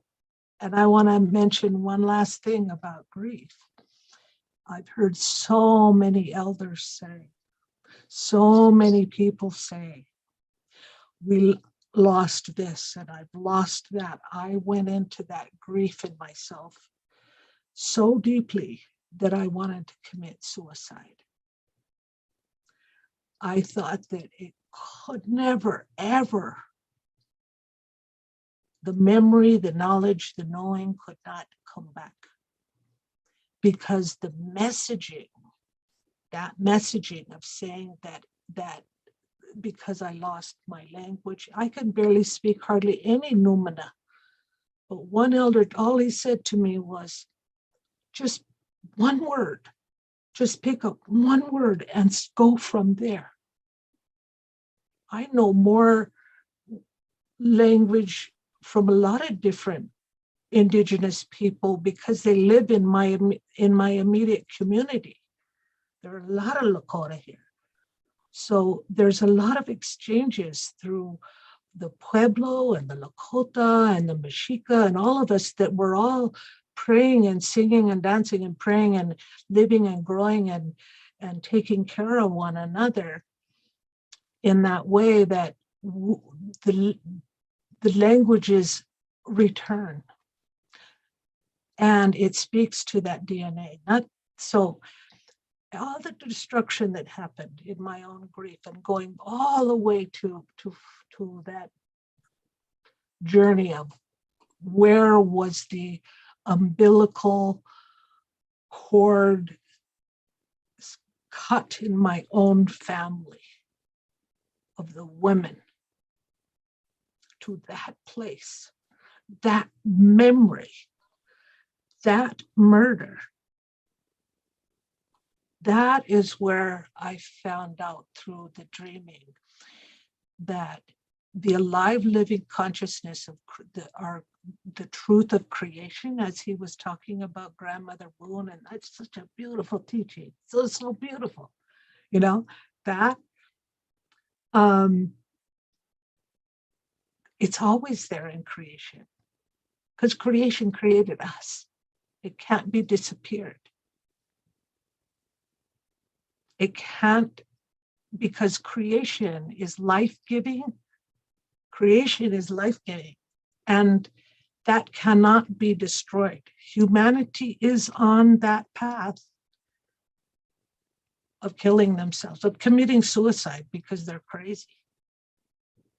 You know, they've gone crazy, you know. But yeah, I went all the way to that place and stood there on that precipice. And there is where I know that, you know,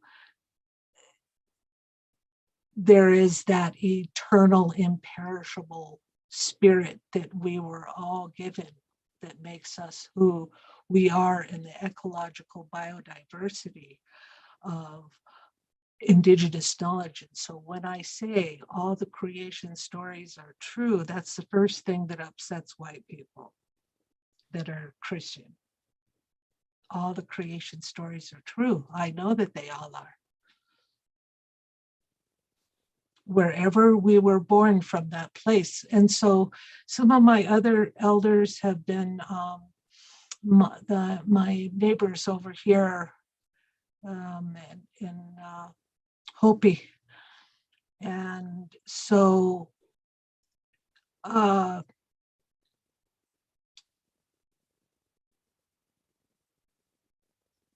that is where they speak. They have mention only of the mystery egg. you know, and they took that teaching all the way to the UN too. They took that whole thing over there, you know. But still very few people understand it. So my interest and your knowledge that you shared is part of that weaving about the mystery egg.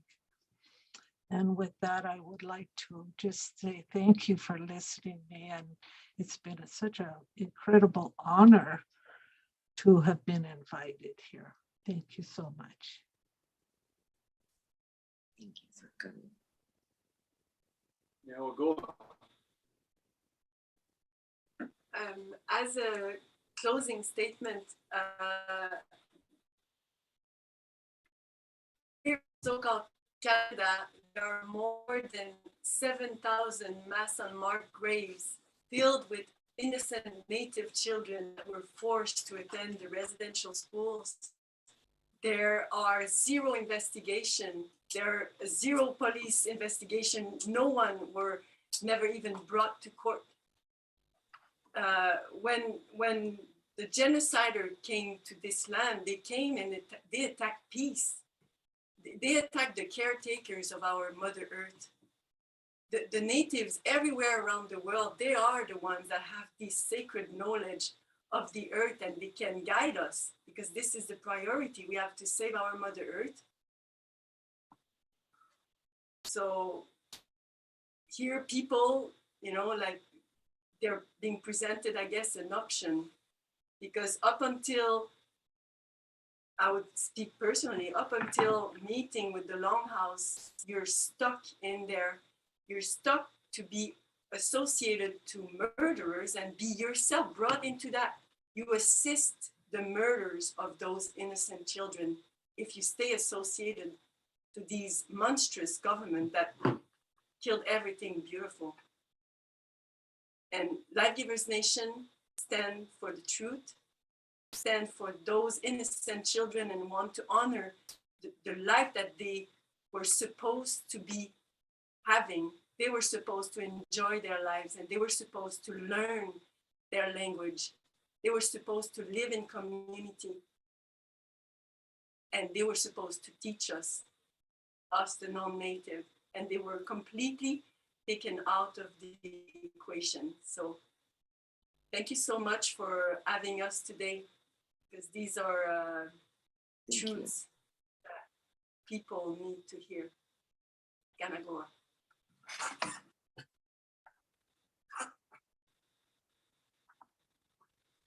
For myself, I already talked enough. Not to say that if there's anything further, that yeah, I would address it, but I'll leave it to you. No, I would just ask you to do closing prayer for us. Okay. And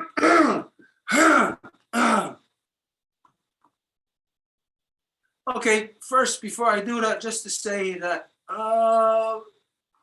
as you know, just in the last little while that you've known us, you see that there's a lot of things that we do.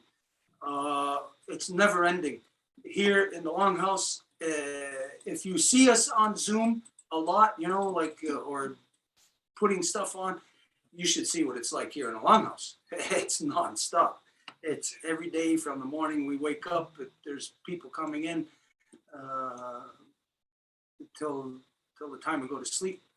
It's never ending, because what I've seen all my life, I've been very fortunate because of who my mother is. My mother is the last female chief, legal female chief within not only the Kahnawake Nation, but the 5 nations. Now, this will be very contentious for anybody else in the 5 nations, and I would have no problem establishing this, sitting to talk and to counsel on this with anybody. It's not just something that I say and that's it, and you gotta believe it. No, on anything that we say or present, we are willing at any time to counsel on it with anybody. And like I said, I like it when people attack me personally.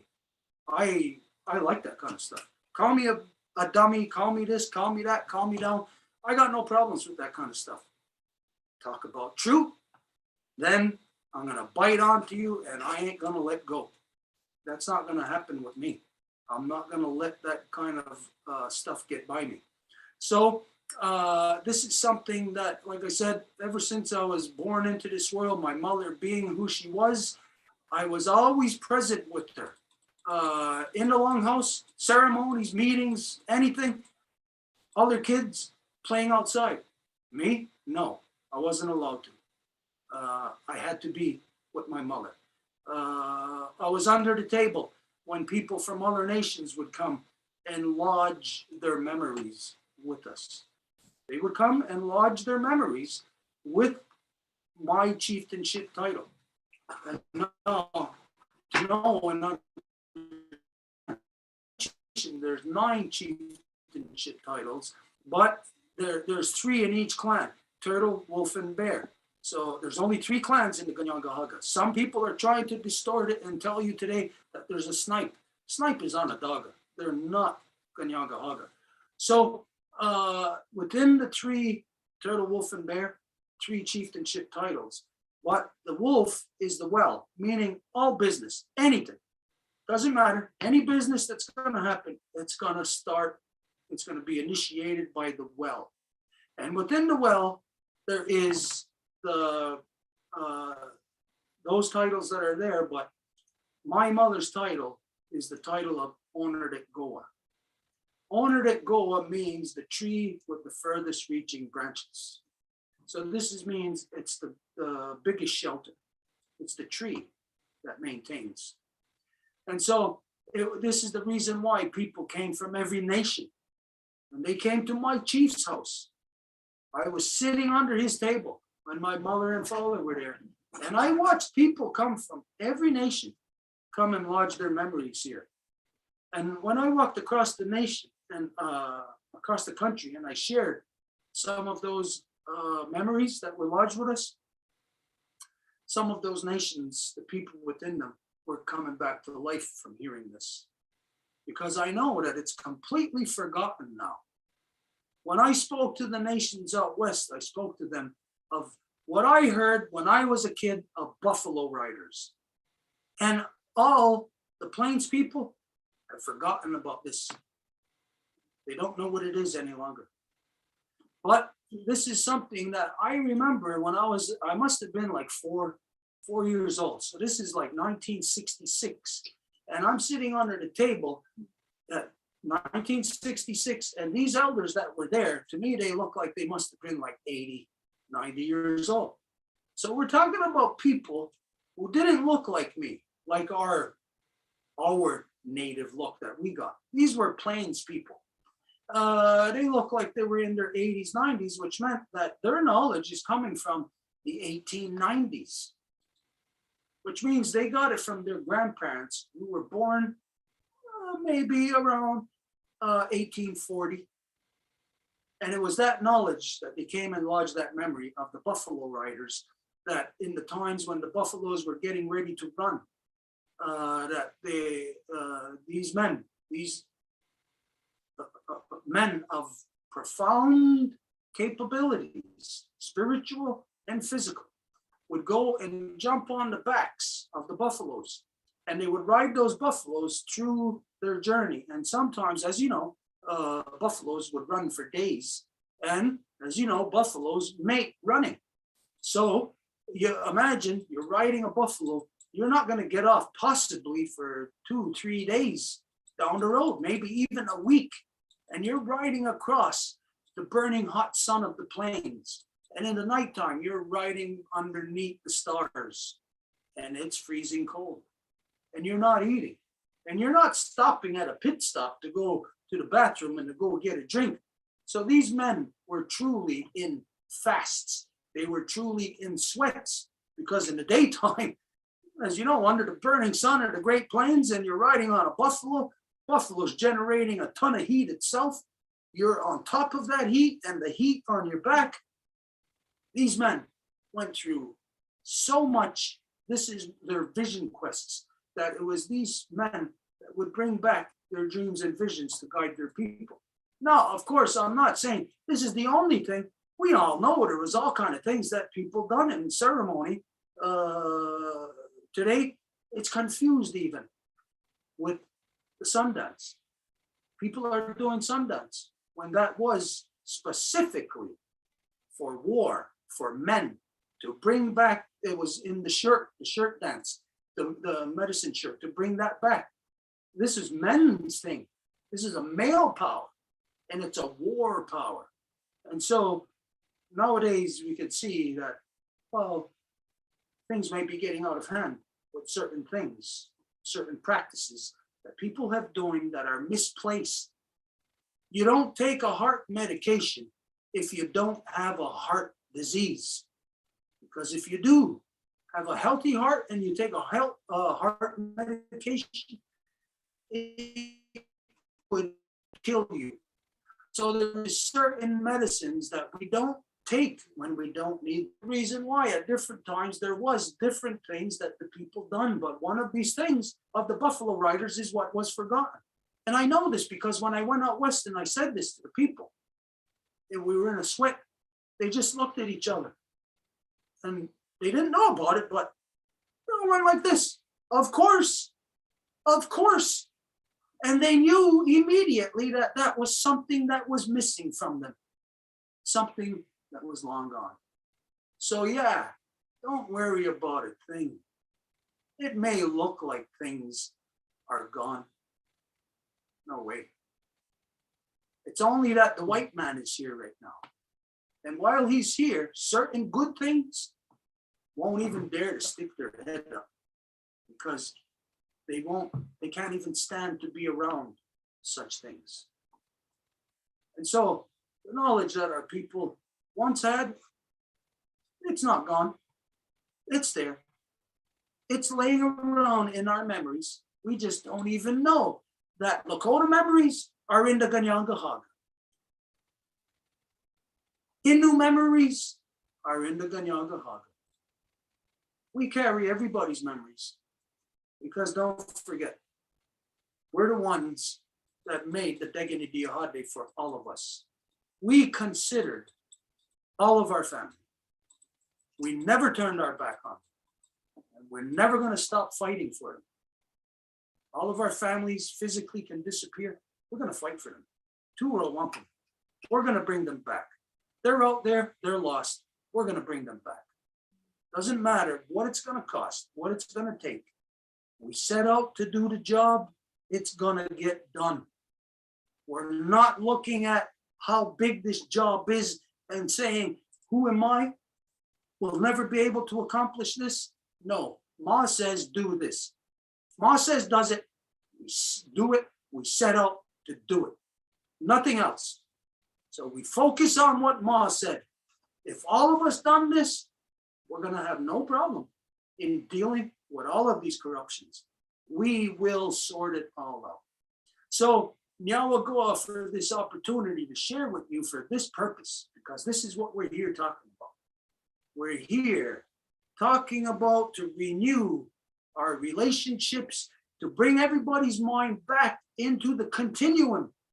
Don't get locked into a here and now for the short period of time that you are alive. No, we are not that. We are the continuum. And our thoughts are from Sky Woman right to the very end. And the end does not come. Because as long as we are going where our face is yet beneath the earth, the end will never come. We will enjoy happiness forever.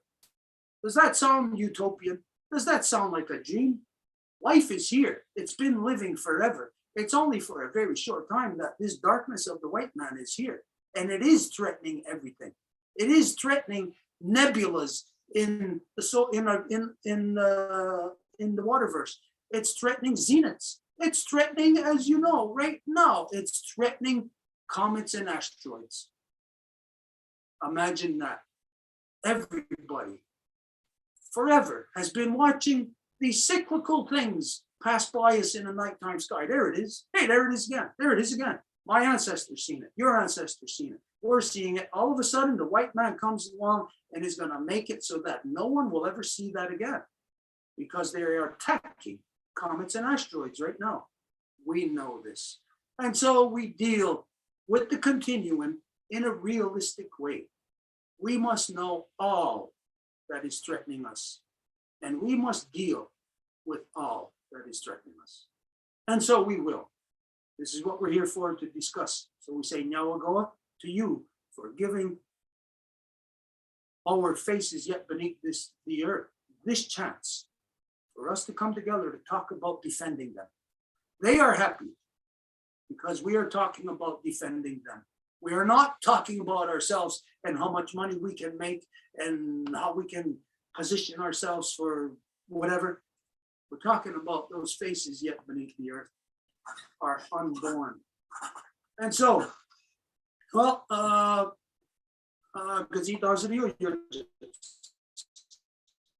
and this my name is Katsitanzario. This is the name that my mother has given me.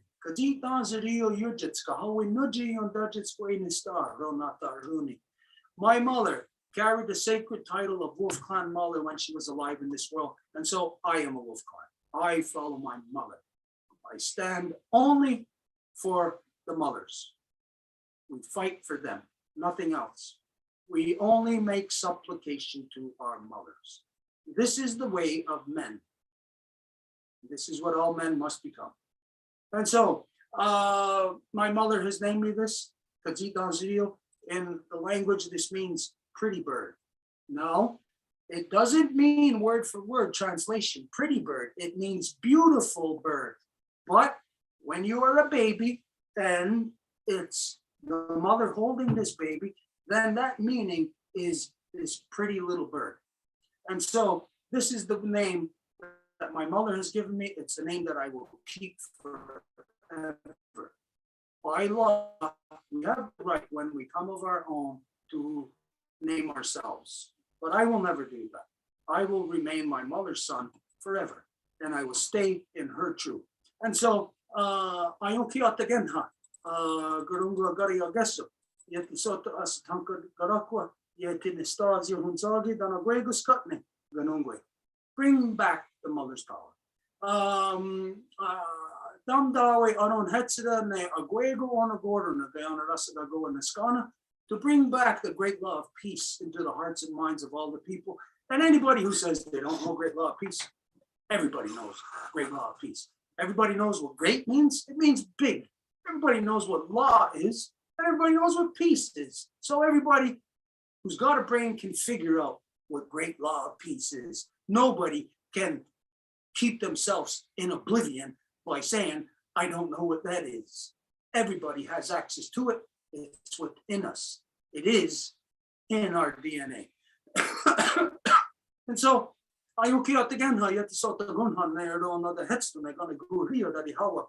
we call upon our ancestors to carry the good mind to help us to bring back the true power, the true spirit of our mother's power. Not the power that you want, not the power that the mothers or the women may want. No, the true power. Because in this time, we are all subjected to the craziness, the chaos, and this means pressure on us. And the pressure on us, just like if we put a little pressure on our head, like say with our skull, maybe something when we're young, putting a little pressure there could stop the development of our brain to have proper thoughts and conclusions. And so we relieve this pressure off of the mothers. The sons, only the sons can do this. To relieve the pressure so that the mind can think properly once again and to come to conclusion. Our mothers have given us this ability to do this. We must return to that ability. And so we ask our ancestors to carry the good mind to help us. And we identify, because there's corruption in all of our past. We don't just call upon our ancestors, no way. What if we call upon our ancestors and one of them was a killer? One of them was a rapist? No, we're not calling upon all of our ancestors. We're calling upon only our ancestors who carried the good mind. And we call upon them to guide us back into our mother's love, which is law, the law of creation. We all know this, we all have it. It is original instruction. And so we identify that the help to help us us jot again, huh? It would help me, but we never ask to help me, never. We ask to help us. And when we do this, it is to guide us back, not only into the love of our mother, but into the law that governs us all. We call upon asat ni got darage ne ganyaga hader radinato ramatarhuni dono discredable. The three universal clans, the three clans of the Ganyaga Haga are universal in all things, in all people. No matter where you go on the earth, there is turtle, wolf, and bear. There is only one. There's only one that is in both domains, and that is the turtle. She is the owner of the house. She one that is the manifestation of Sky Woman. And so we call upon her because she is the blueprint. She carries within her the cycles, the knowledge of the year, the 13 moons, and on the outer ring, the 28 days of the woman's cycles of her moons. And so we know she guides us with her knowledge because it is rooted in the reality of the cycles of our mother. And so we give thanks for all of this, that we were able to come together here tonight to just be here, just to see each other, to hear your words, for you to hear my words, for us to hear each other. We've been listening into the darkness. Where are the people? Where are the people? We've been calling out to each other, reaching out, trying to find each other. This may be the first contact that we have to make us real again, to bring us back into where we are standing together once again on the same thing, united for our mother. Not to stand in war against what we perceive as an enemy. No, we must not pay any more attention to the white man. We are not to pay attention to him on any level. We are to focus our original energy of our mothers once again to put our house back together. We put our house back together, that white man will be dealt with. These women are going to deal with him, because we're going to show the world once again how women are truly supposed to be in power in this world. And the power that they have is not to be raped by their own sons, not to be subjected to insanity of war by their own sons. And so this is our agenda. We pull no punches. We make it known clear in advance to everyone what our agenda is.